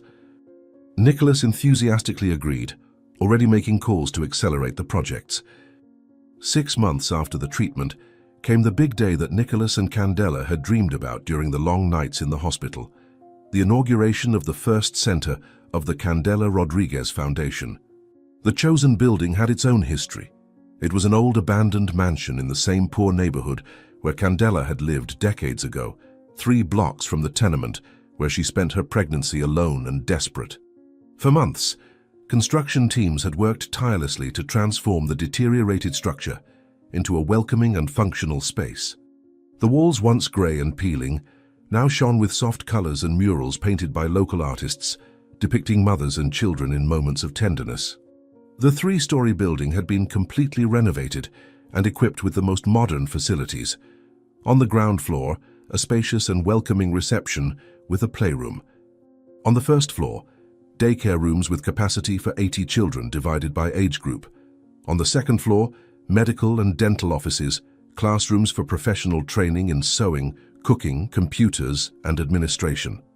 Every detail was designed to give dignity and hope, said Nicholas as they did the final inspection before the inauguration, his hand holding Candela's, which trembled with emotion. The day of the inauguration dawned sunny, as if the sky itself was celebrating the moment. From the early hours of the morning, neighborhood residents began to gather in front of the building, many bringing flowers picked from their small gardens to present to Candela. The street had been closed for the event, with colorful tents set up offering free food prepared by volunteers. Hundreds of people attended, mostly women with children in their arms or by their hands, but also men who supported the initiative, elderly people who remembered Candela from the old days, young students interested in volunteer work. An elderly lady approached Candela before the ceremony began, tears in her tired eyes. "I remember you, girl," she said emotionally. "You worked in the Ferreira household after you had the baby. I always knew you were special, that God had bigger plans for you." Candela embraced the lady, remembering her, Donna Maria, who had been a cook in the same house and always saved an extra plate of food for her. "Life takes impressive turns," replied Candela, moved by the unexpected reunion. The official ceremony began at noon, with chairs arranged in the newly built courtyard, where a small playground with colorful swings and slides was already attracting hopeful glances from the children present. The improvised stage was decorated with blue and white banners, the colors chosen for the foundation, and flower arrangements donated by local merchants. When Candela took the stage, wearing a simple but elegant blue dress that Nicholas had insisted on buying for her, the crowd erupted in applause. She waited patiently for silence to return, her eyes scanning the hopeful faces before her, many reflecting stories similar to her own. 62 years ago, I was a frightened 16-year-old girl, pregnant and alone," she began, her clear, strong voice echoing through the sound system. "I worked as a housemaid, slept in a small back room, and when my son was born, I had nothing but love to offer him." She paused, swallowing her emotion. "I was forced to give him up for adoption because society offered no alternatives for women like me." Many women in the audience nodded, recognizing their own stories in Candela's words. "For decades, I carried this pain alone, working in family homes, then collecting recyclables, always wondering what would have been different if I had had support," continued Candela, now with tears flowing freely but her voice remaining steady. "Today, after a miracle that reunited me and my son Nicholas, we inaugurate this center to ensure that no mother in this neighborhood, in this city, needs to go through what I went through. Here you will find free childcare so you can work, courses to qualify yourself, medical care for you and your children, psychological support to face difficulties, and most importantly, a support network that says, you are not alone." The crowd was in absolute silence, many people openly crying. A young mother in the back shouted, "Thank you, Donna Candela," and soon others joined in thanks and applause that seemed endless. Candela had to wait several minutes before she could continue. "This foundation is not charity," she said firmly when silence returned. "It's justice. It's every mother's right to raise her children with dignity. It's every child's right to grow up alongside those who love them," she declared. her voice gaining strength with every word. When it was Nicholas's turn to speak, he first embraced his mother at length in front of everyone, a gesture that symbolized the embraces they had lost for 6 decades. "My mother has already said almost everything," he began, adjusting the microphone. "But I want to add something. I spent most of my life accumulating wealth, thinking financial success was everything.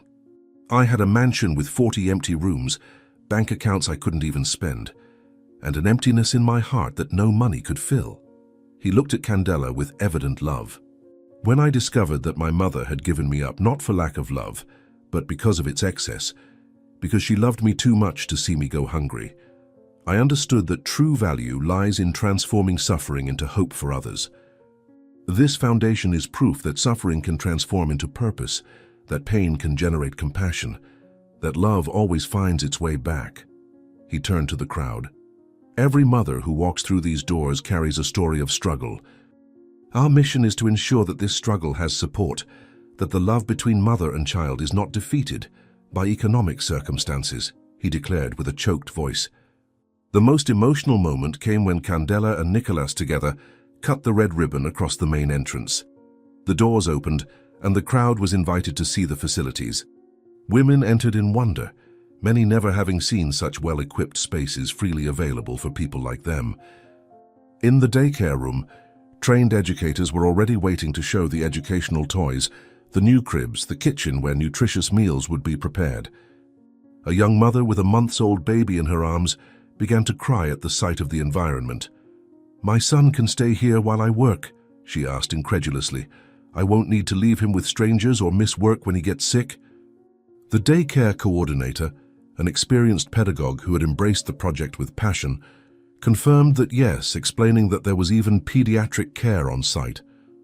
On the upper floors, women were excitedly signing up for vocational courses, many for the first time glimpsing a career beyond poorly paid domestic jobs. "I always wanted to learn computing," said a 40-year-old lady, "but I never had anywhere to leave my 3 children so I could study. Now I can take the course while they stay at the daycare right here," she completed with tears of joy and renewed hope.